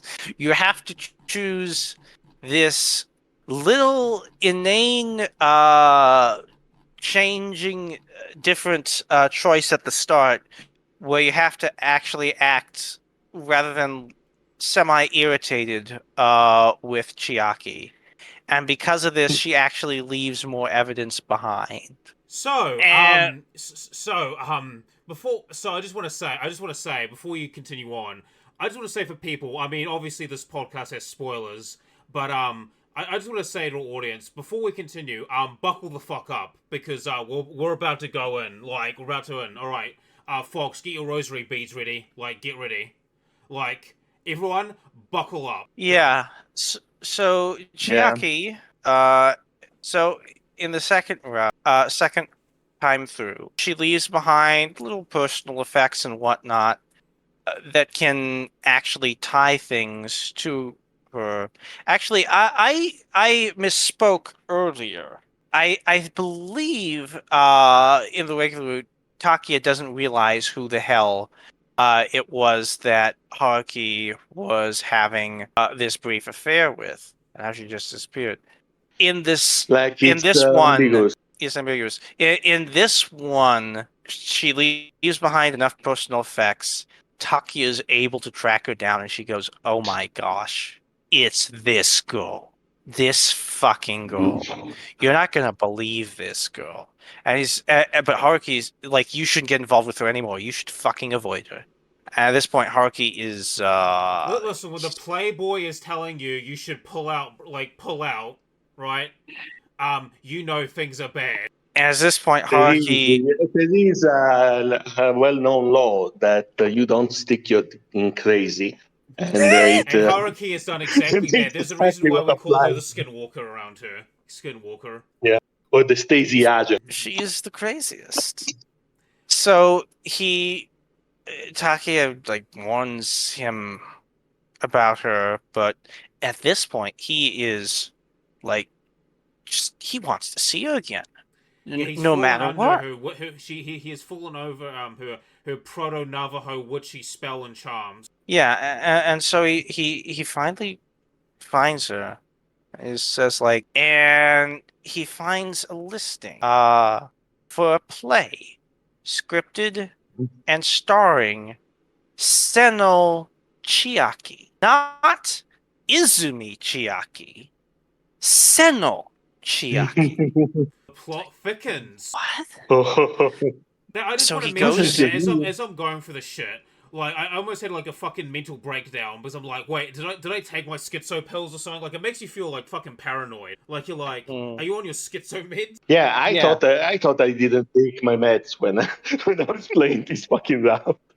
I thought I could see her lips moving sometimes, and this game has no animation. You know? Yes. The surreal psychological thriller. But continue Heraclius because Yeah. it's like the plot starts to thicken, and you just hear like at the back of my mind, remember like at this part, like I think you got my reaction. I at this part, I'm like, wait, what the wait, what? Yeah. And then they show up at this little acting scene in the middle of campus. Something Haruki's never been to before. He's never seen it before. He's never been part of it. And they find her there. And they speak with her after her little rehearsal. And she tells her, Seno Chiaki isn't even my real name. It's Seno Akira. Nochi Akira. What levels of bullshit are we on here? For people And And not keeping track, we are at about the third, yeah, the third she's alternate like identity. dual aliases. And she starts talking. And she explained that she is an actress, always has been. She's the best at her craft.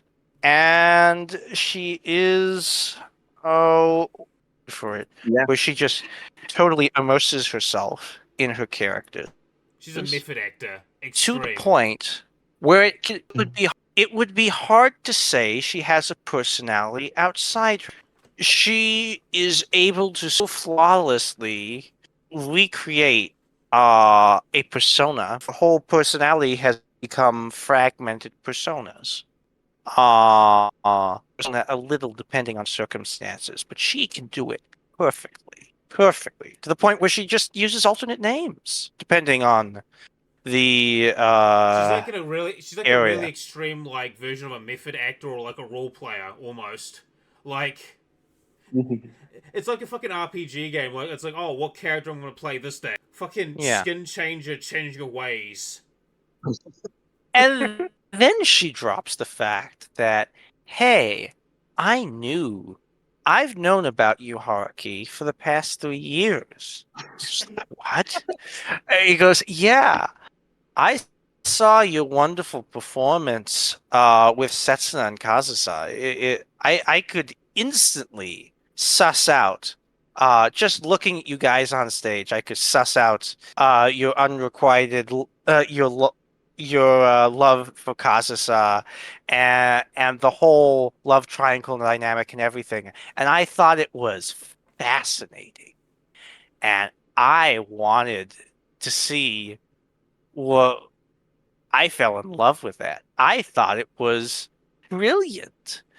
That's why I was the one who got the song that you guys played back then, your original song, the love letter to Kazusa's song. I'm the one who arranged it to play on the radio at college all the time. And when you got in my, you happened to show up at my class, I arranged to get to know you as best I could so that I could understand entirely the story of what happened, and then I can write it into my play. And like I'm like when I was playing for that, I just had my jaw fucking drop. Like my jaw was like on this floor. Like you like literally, Haruki gets taken for a ride, quite literally and, and metaphysically as well. Like, and you're just And, and, left there standing there, Yeah. being like, "What the fuck?" and like her persona has completely shifted, where she was this kind of cute, spoiled girl, with Mhm. Haruki all the time. Now she's just almost deadpan, cynical, detached, all this style, and it is such a 180 from what you used to. There's different inflections, everything.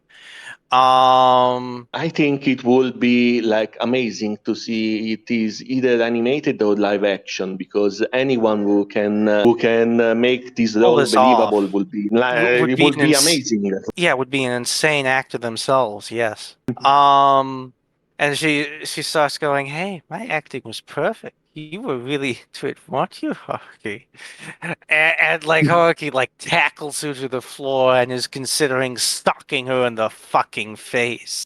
Uh, uh, and she's talks Let's call it that. Yes. about how she loves his crying face. It's just adorable. I want to use my body to soothe you Yes. from the bottom of my heart.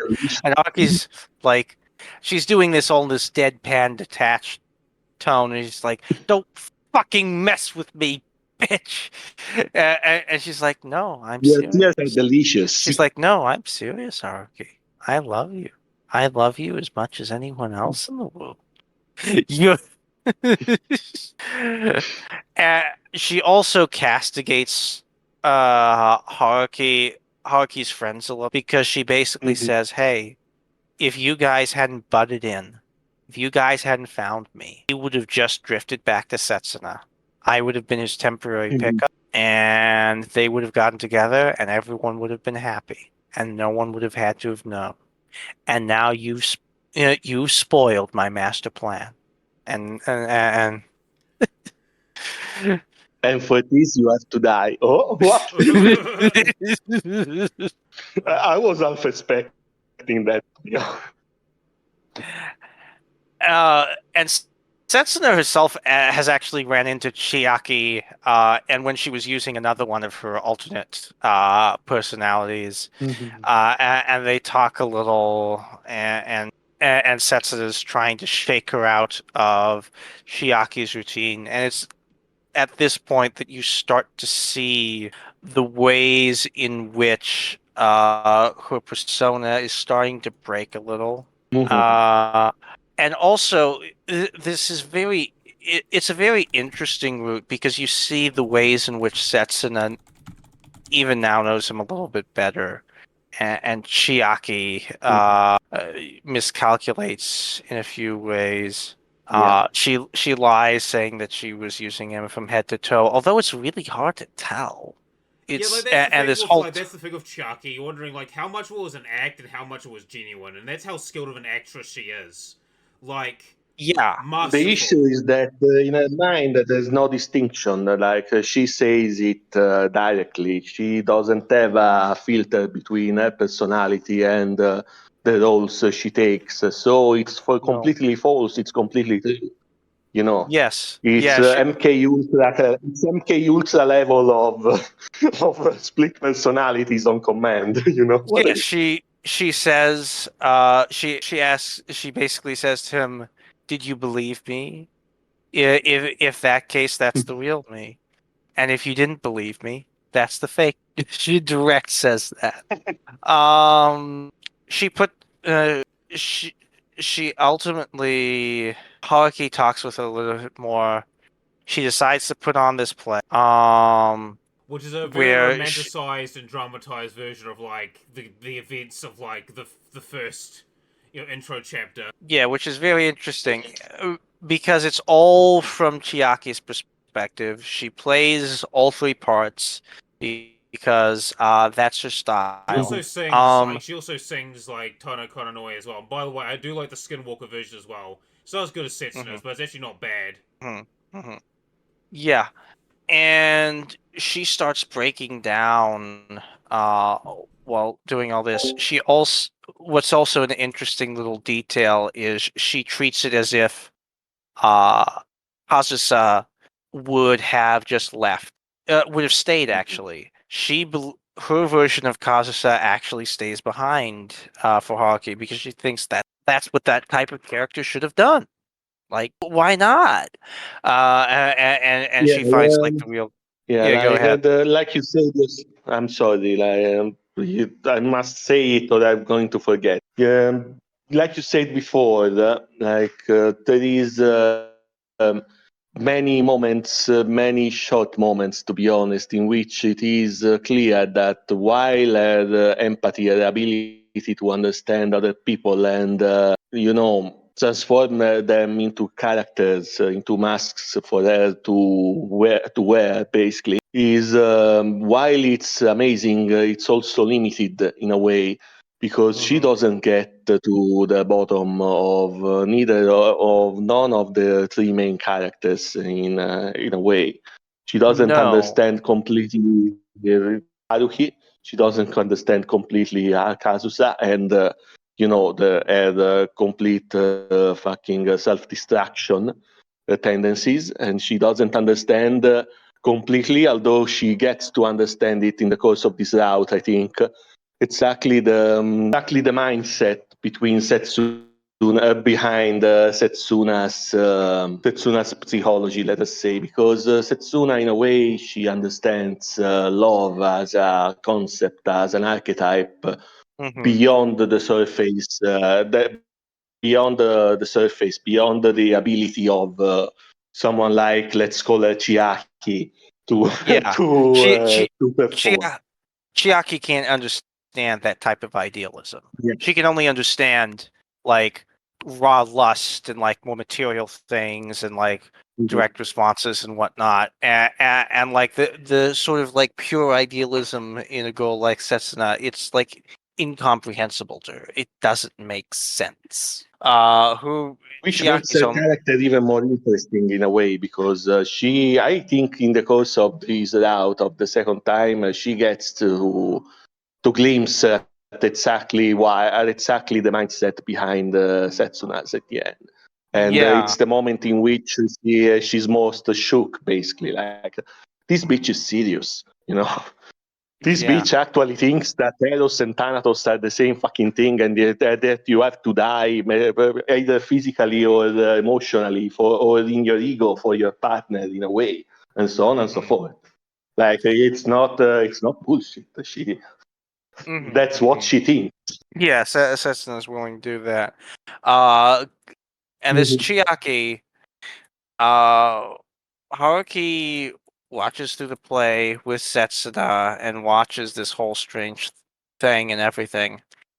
Um, Which is one of the and most fucked up things that Haruki ever does, like taking Setsuna to the fucking play.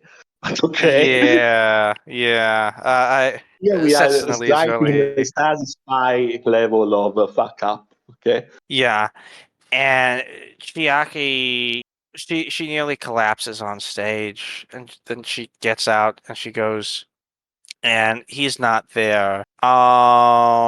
She's just totally oh, like I should have also mentioned that like on like the first or second performance, like she ends up being so emotionally overwhelmed that she can't even like finish the performance, and like she's always been like overwhelmed when doing these things, but it's never gotten this bad, and she can't do it.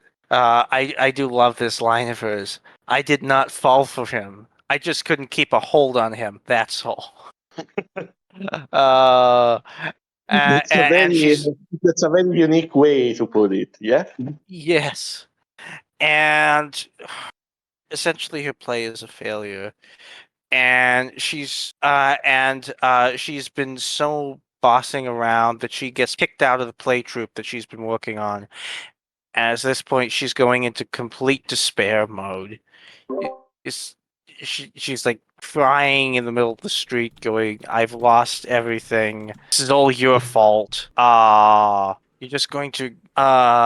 She gets angry at Haruki for ignoring her plans that she'd set up to make everyone happy.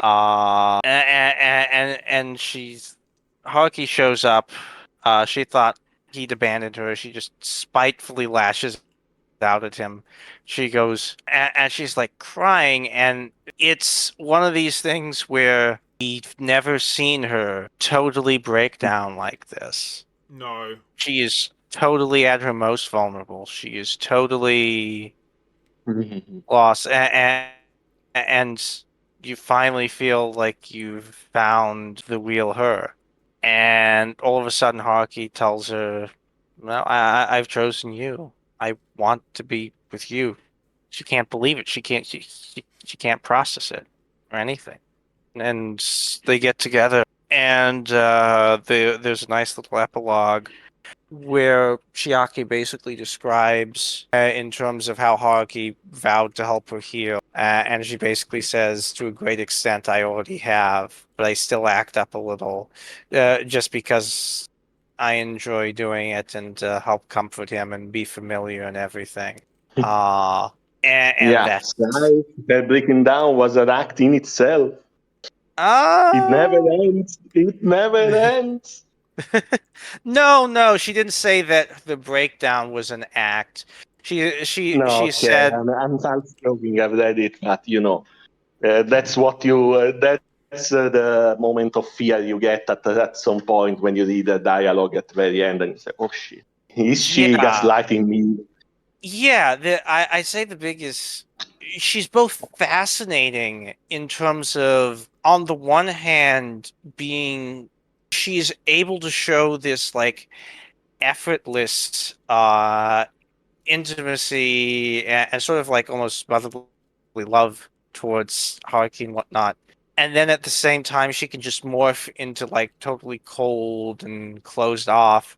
And she, she's just so hard to process. And I remember when Haruki like took her, was threatening to slug her. I was like, yeah, fucking slug her. The girls. But by the No, I was too time, busy laughing. I was too busy laughing at the whole situation when he wanted to slag it. yeah,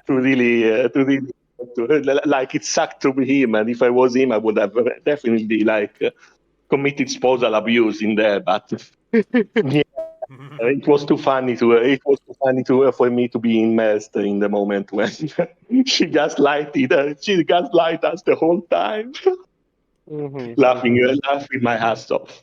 yeah. Yes, I mean, that delicious. being said, like outside of Kazusa, she's like my favorite best girl in this game. Outside of Kazusa and Kazusa's mum. Now, why do you say that? Even though I like Setsu and the Kohai, I don't know. Like I think Jaki's just like more interesting, and same thing Mhm. with Kazusa. Like they're just kind of more interesting. Because Koharu and Setsu feel very like vanilla to me, but like Jaki and Kazusa's like, oh, okay, that's interesting. They're not crazy enough for me. They're not self-destructive.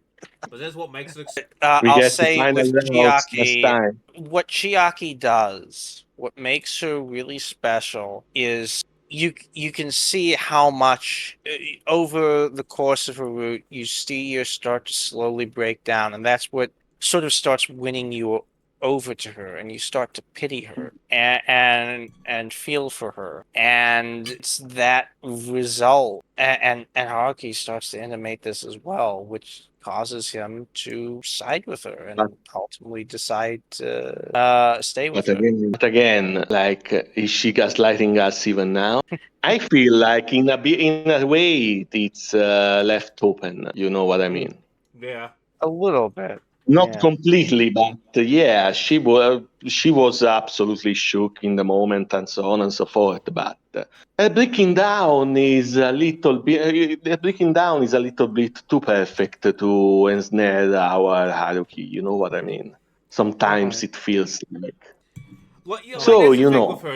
It's almost like you're in a psychological thriller, right? Like it just like you don't believe your eyes and ears. You're just like, is this an yeah. illusion? Is this fake? Like when I was going for this route, like I was in a constant state of paranoia. Mhm. Yes.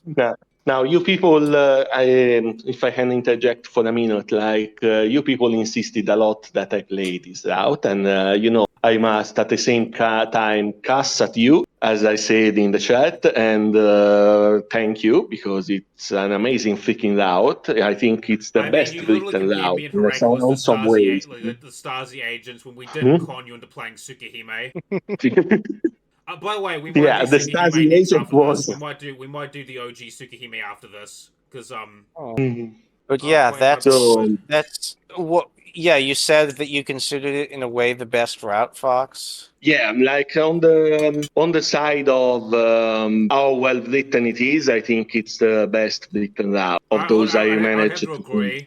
Mhm. Yeah, Like it just kind of is like you're kind of blindsided at first, but you're just like you're just left sitting there being like, what the fuck is going on? And as you go through it, it's like, oh okay. Yeah. But like it's such a wild fucking ride. Yeah, and that's very well written because if it was written in any other way, if it was written any worse, I wouldn't have given bought really it. a shit. I would say, no, yeah, I mean, I this wouldn't be super calling her actress. affectionately. I wouldn't be calling her affectionately the Skinwalker. Like I use it with affection because I actually quite like her. She's a lot of fun. Yeah, Okay, it's partially because she yeah. reminds you of Arquaid, but like her route is like such a fucking wild ride that you just kind of don't want it to stop. Yeah, Mhm. and you want to see what crazy side to her you'll see next, and I guess see her break down a little bit more. Yeah, Uh, like I think that's kind of why I like her the most out of all the girls, outside of like Kazusa and Kazusa's mum. But we'll get to that when we cover like the final ending chapter stuff.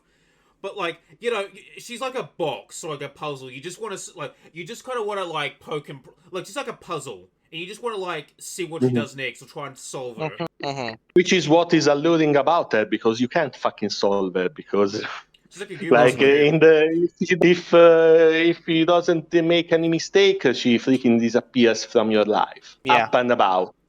Like you never see her again, or at yeah, least you never suspect that you've seen her again. She's probably still stalking you on another identity, probably, but to get material for a new play or something like that. But you won't know, so so you never see her again if her plan goes perfectly. If she makes a little mistake, then you perhaps can, And even then, even at the end of everything, I feel like the ending is left open in as much as have I really figured that out or not?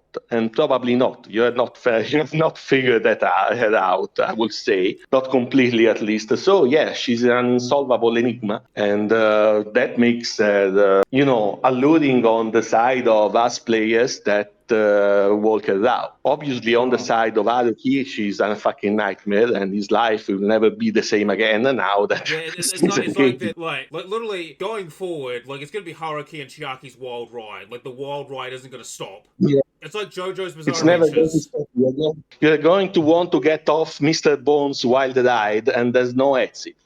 From that moment Mm. on.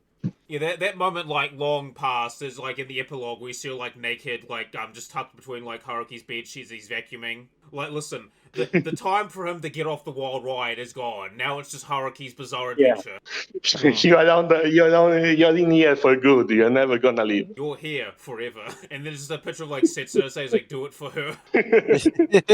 You're here forever. Okay, so moving on to the Setsuno route, Heraclius, take us away. So, the Setsuna route is a way of embracing melancholy. A lot of this whole game is about embracing melancholy in some ways. I I would alluded say it's to also embracing other things as well, but like, yes, very much melancholy. I mean, there's so many fucking like crying shots of Setsuna in this route that a lot, yeah, yes. you'd think the writers might have a crying fetish. So they just want to see those salty tears. Yeah. So basically, for if you choose to go down the Setsuna route, you must choose to reject any possible direction in which you could possibly meet and talk to another girl or one of the girls you've gotten to know over the past in game. It's about 3 to 6 months. I forget how long. It's been a few months at least. Yeah, and you have to completely avoid them. You have to, as Haruki, choose to essentially stay at home and cry yourself to sleep, which is quite the decision. Around a couple days into doing this, or maybe it's a week, I forget. Io and Takia call you up, and they are just absolutely stunned by the turn of events. And Yeah, because Haruki expects didn't they like both of them do like a lot of stuff to try and get this going, and it's just it's turned to a disaster.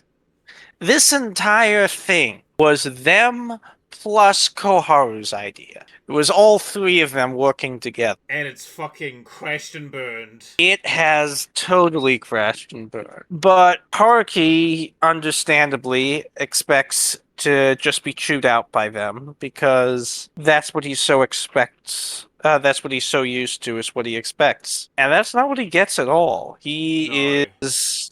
Instead, the two of them, surprisingly to him, stick up for him.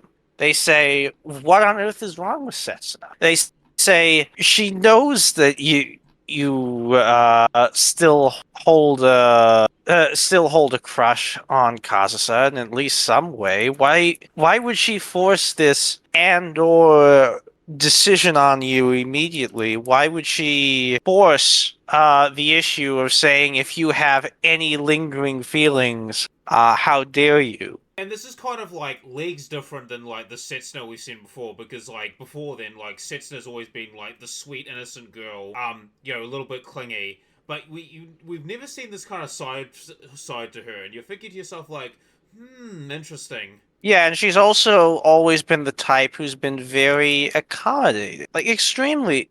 I mean, don't get me wrong, she'd get jealous, but she tended to be Yeah, but extremely accommodating. she is accommodating, right? But there is a limit to that, right? Like there's a certain amount she's willing to forgive before like the line has been crossed. But I mean, that's looking at it from Haruki's perspective, but from the perspective of Io and Takia, it's like she's totally crossed the line, and it's like, why is she doing this? I think part of it is even more so than Haruki. Her personality has been totally warped the past three years. Haruki went into a bit of a depression spike. He's not nearly as involved with others as he used to be, but he's still mostly the same dude. Yeah. He goes out. He's not going to actively look out to try and help people, but inevitably, when he gets roped into something, he's going to do the same thing that he's always done. Yeah, like he doesn't go looking for trouble, but he ends up finding it anyway. Yeah.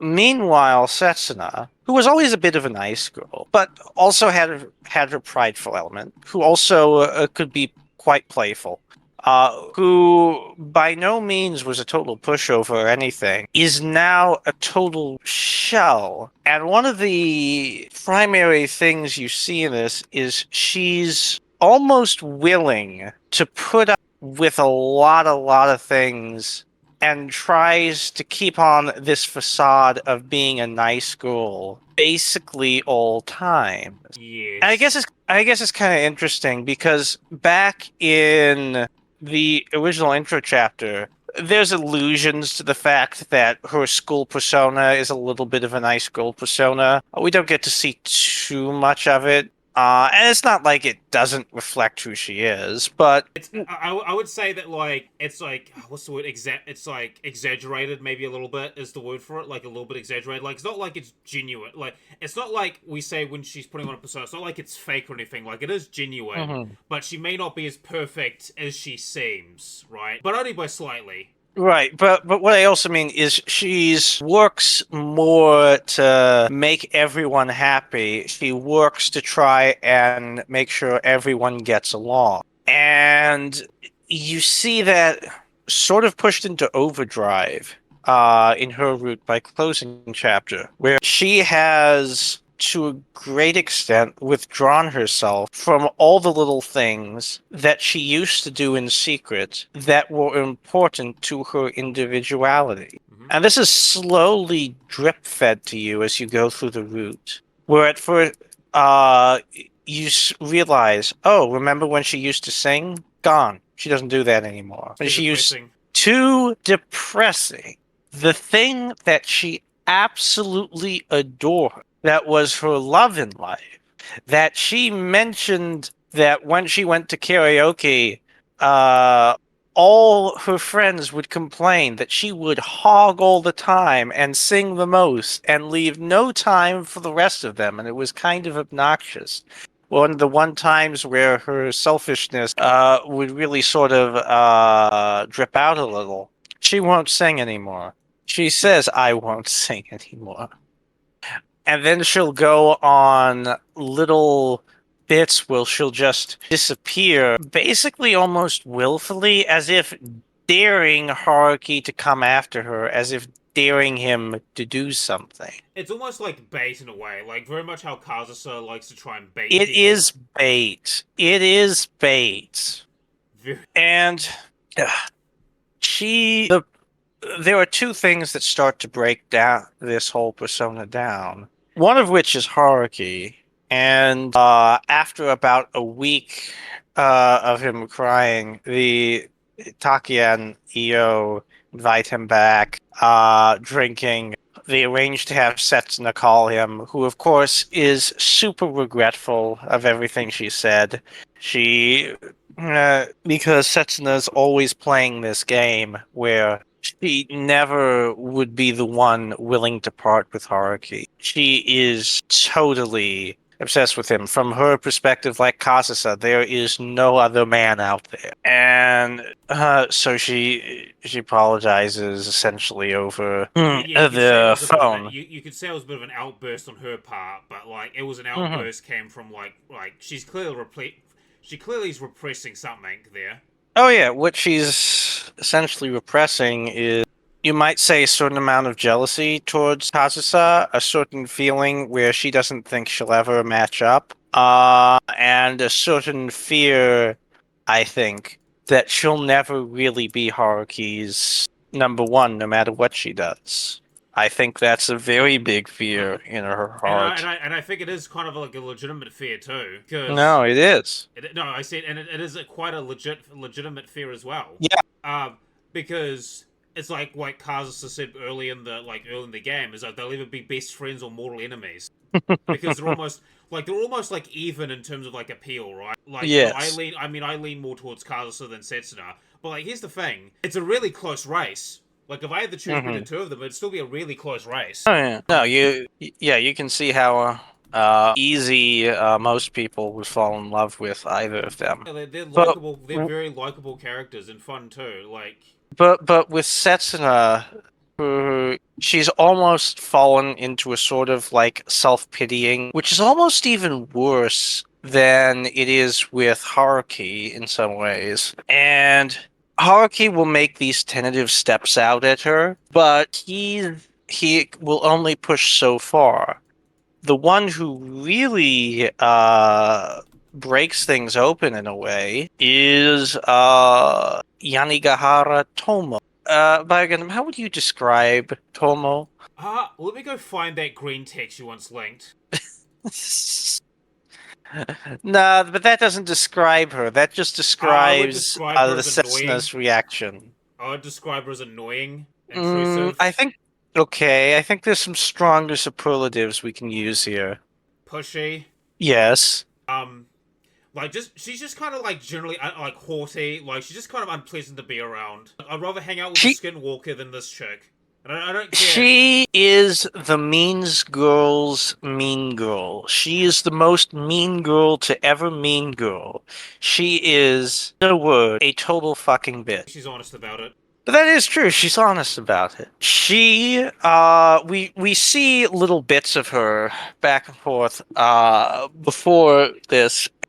before you get into the Setsuna route, and she was always the one who was number two to Setsuna, and was so sure that she should have won the Miss Hojo award at their local high school and college, and she was always beat out by Setsuna, and she was super resentful about that. Hated. And by chance and circumstance, she bumps into Setsuna in closing chapter Yeah. party, and she's like, "Oh my gosh, what has become of you? Oh, look at you! Look at how far the mighty have fallen. Look at how pitiful you are." Eh, eh. That's basically her whole shtick towards Setsu.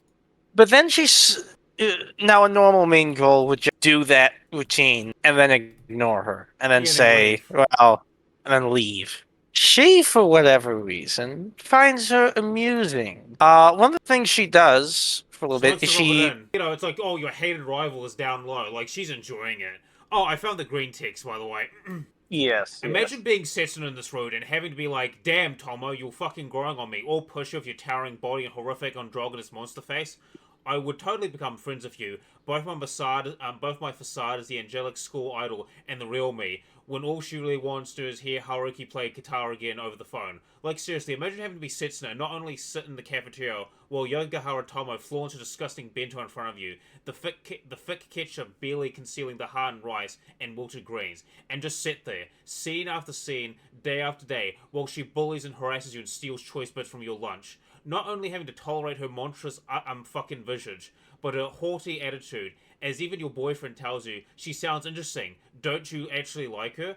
Because he's not the one who has to sit here and watch her mannish fucking gremlin face contorted types of grimaces you didn't know existed before the year.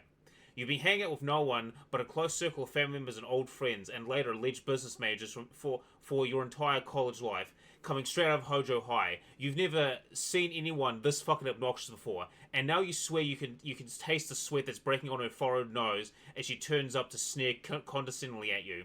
Smugly assured that you're too meek to do anything but sit there and carve her statuesque, that's what she calls herself, beauty. The beauty she dieted so hard to maintain in the previous months, and then your boyfriend tells you to give the shrew another chance. And you know you could kill every single person in this room before the cafeteria security could put you down. But you sit there and endure it because you're Oshino fucking Setsuna, and you're not going to lose your good girl image over this. Just bear with it, hide your face and bear it. So what Tomo goes really over the top in teasing her. She takes her on a little joyride with some guys in cars looking to pick up chicks. Scares the hell out of Setsuna, where she thinks she's going to be driven away and raped, only to pull her out at the last minute. Yeah, when I saw that scene, I was like, what the... Oh, no, what the fuck? Yeah, she's a real piece of. But she sounds interesting, doesn't she? You should give her another... But the interesting thing is, it is her that manages to push and chip away at Setsuna and push through this good girl image. And I think there's two reasons. One is the reason as to how Tomo's effective is doing this is essentially because she's so obnoxious. Like, Setsuna, incredibly obnoxious. Obscenely yes. obnoxious. Like, Setsuna wants to get along with me. She wants to smooth things over. She just wants to go away and be left alone so she can wallow in self-pity and hope a little. And Tomo's not gonna let her do that. no. No. Tomo is going to be in her face talking about this or that or the other. It's actually interesting. I think the scene where Tomo decides to get more involved is where the scene where after Tomo had brought Setsuna along on that whole ride thing just to scare the crap out of her. Setsuna shows up the next day anyways. Now the whole shtick was that supposedly Setsuna had to take Tomo out on do this and that and the other as apologies for, I think, ruining her lunch. And so as a result, Setsuna comes back the next day and just tells her firmly, "Hey, I'm drawing the line here. Here's like an apology bento. Here's everything, but like this is it. I won't do anything more." Uh, and she's like does it in this way where she's both a little apologetic, and but is also putting down the line. And that seems to be the point at which Tomo just decides that she's fascinated by her now and just steals the cell phone out of her hand and puts her contact info in. You gotta respect the grind. Yeah. And Tomo works through the rest of this as a jester type character, the foil, the provocateur, the one who's always pushing Setsuna in the direction she basically needs to go. Oh, fuck yes. And you see this really with how she decides, like Tomo is the one who ultimately finds out that, hey, Setsuna hasn't been singing for a while. She's the one who presses her friends and figures this out. She's the one who's actually observed about all these things. And she's a fascinating character because you're always asking to yourself, why is she this fascinated with Setsuna? Part of it is, I think, a certain professional love and professional admiration, where Tomo herself is someone who has tried to become an essentially a quote unquote idol to some extent, tried to Failed. become a singer and all that, a socialite, and Setsuna back in her peak did it better I mean, I think with effortlessly. Setsuna, like, he just came off as much more natural. Yes, yes. And Tomo is kind of impressed with that in a certain way, even if she also resents her. And Tomo also, she'll say things to Haruki like, let me get the screen cap up here. We said, like, green cat for a second. I'm like, what? Screen cap. Yeah, if we said cat The for a way second. the way I saw her tears flowing out when and she was saying such innocent things. You have no idea how good that felt. But then she also seems to harbor a certain amount of resentment at Haruki. Even at this point, she's not that impressed by Haruki. She tells him she essentially right after saying that tells Haruki that essentially that she is this way because she blindly trusts in your words. I mean, she's not wrong. In some ways. And there's this very weird transformation that happens where and it's an incredibly slow thing, and it never doesn't happen all at once, where she just slowly becomes Setsuna's greatest ally, essentially. She Yeah, does it's little kind of radical, but she literally becomes, like, Setsuna's strongest soul. she she pushes her into these things to try and push her to sing for the Hojo Academy like little thing that's coming up, their little festival, because apparently their college is like a dual thing with the high school. It's like a high school college split up, so they're still at sort of the same school that they used to be at. Which I think that is the way for some Japanese and especially like American ones. Is like, you know, you'll just when you keep in the same school and shit. No, it is not an American thing at all. It does not exist in America.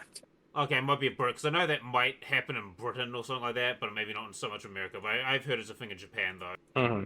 Yeah.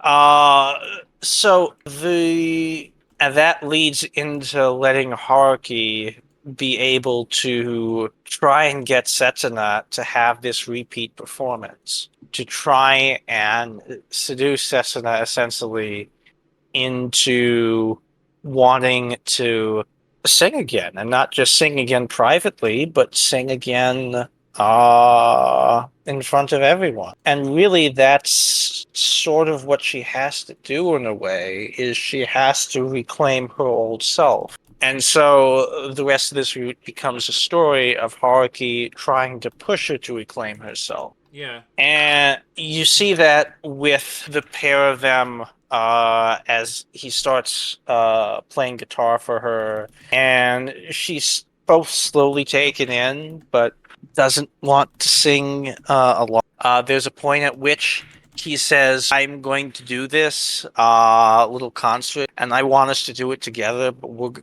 I'm going to do it with or without you."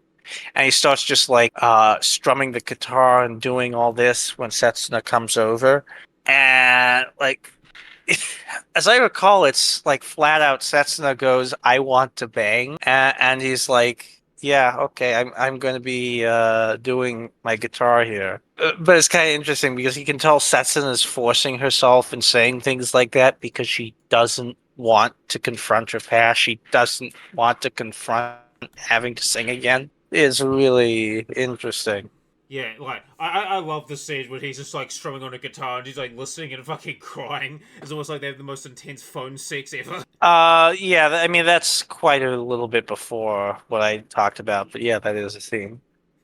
Uh, yeah, and Setsuna ultimately is willing to ultimately his sheer persistence breaks down her will, where Setsuna is the one who constantly expects him to break down. But he'll like do guitar into the middle of the night, into morning for like it's so Lord knows how romantic, many isn't it? hours.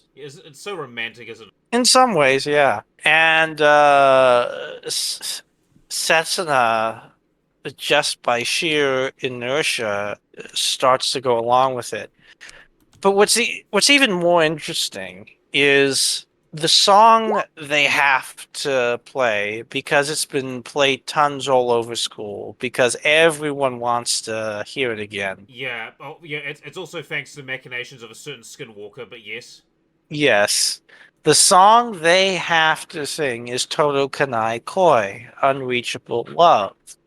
The song that Haruki wrote about Kazusa. Kazusa. Yep. But what's interesting is if you look at the lyric and the way they were written, while they were, from an in-universe perspective, they were undoubtedly written about Kazusa. In universe, right at this point, they can just as easily be applied to Setsuna. Yep. They can just as easily be applied in terms of you're pretending to be lonely, my love is unreachable, my love can't start moving. All these things are perfectly describing the relationship between the two at this point. A relationship which at one point came effortlessly and now is so hard because the two are so afraid of each other.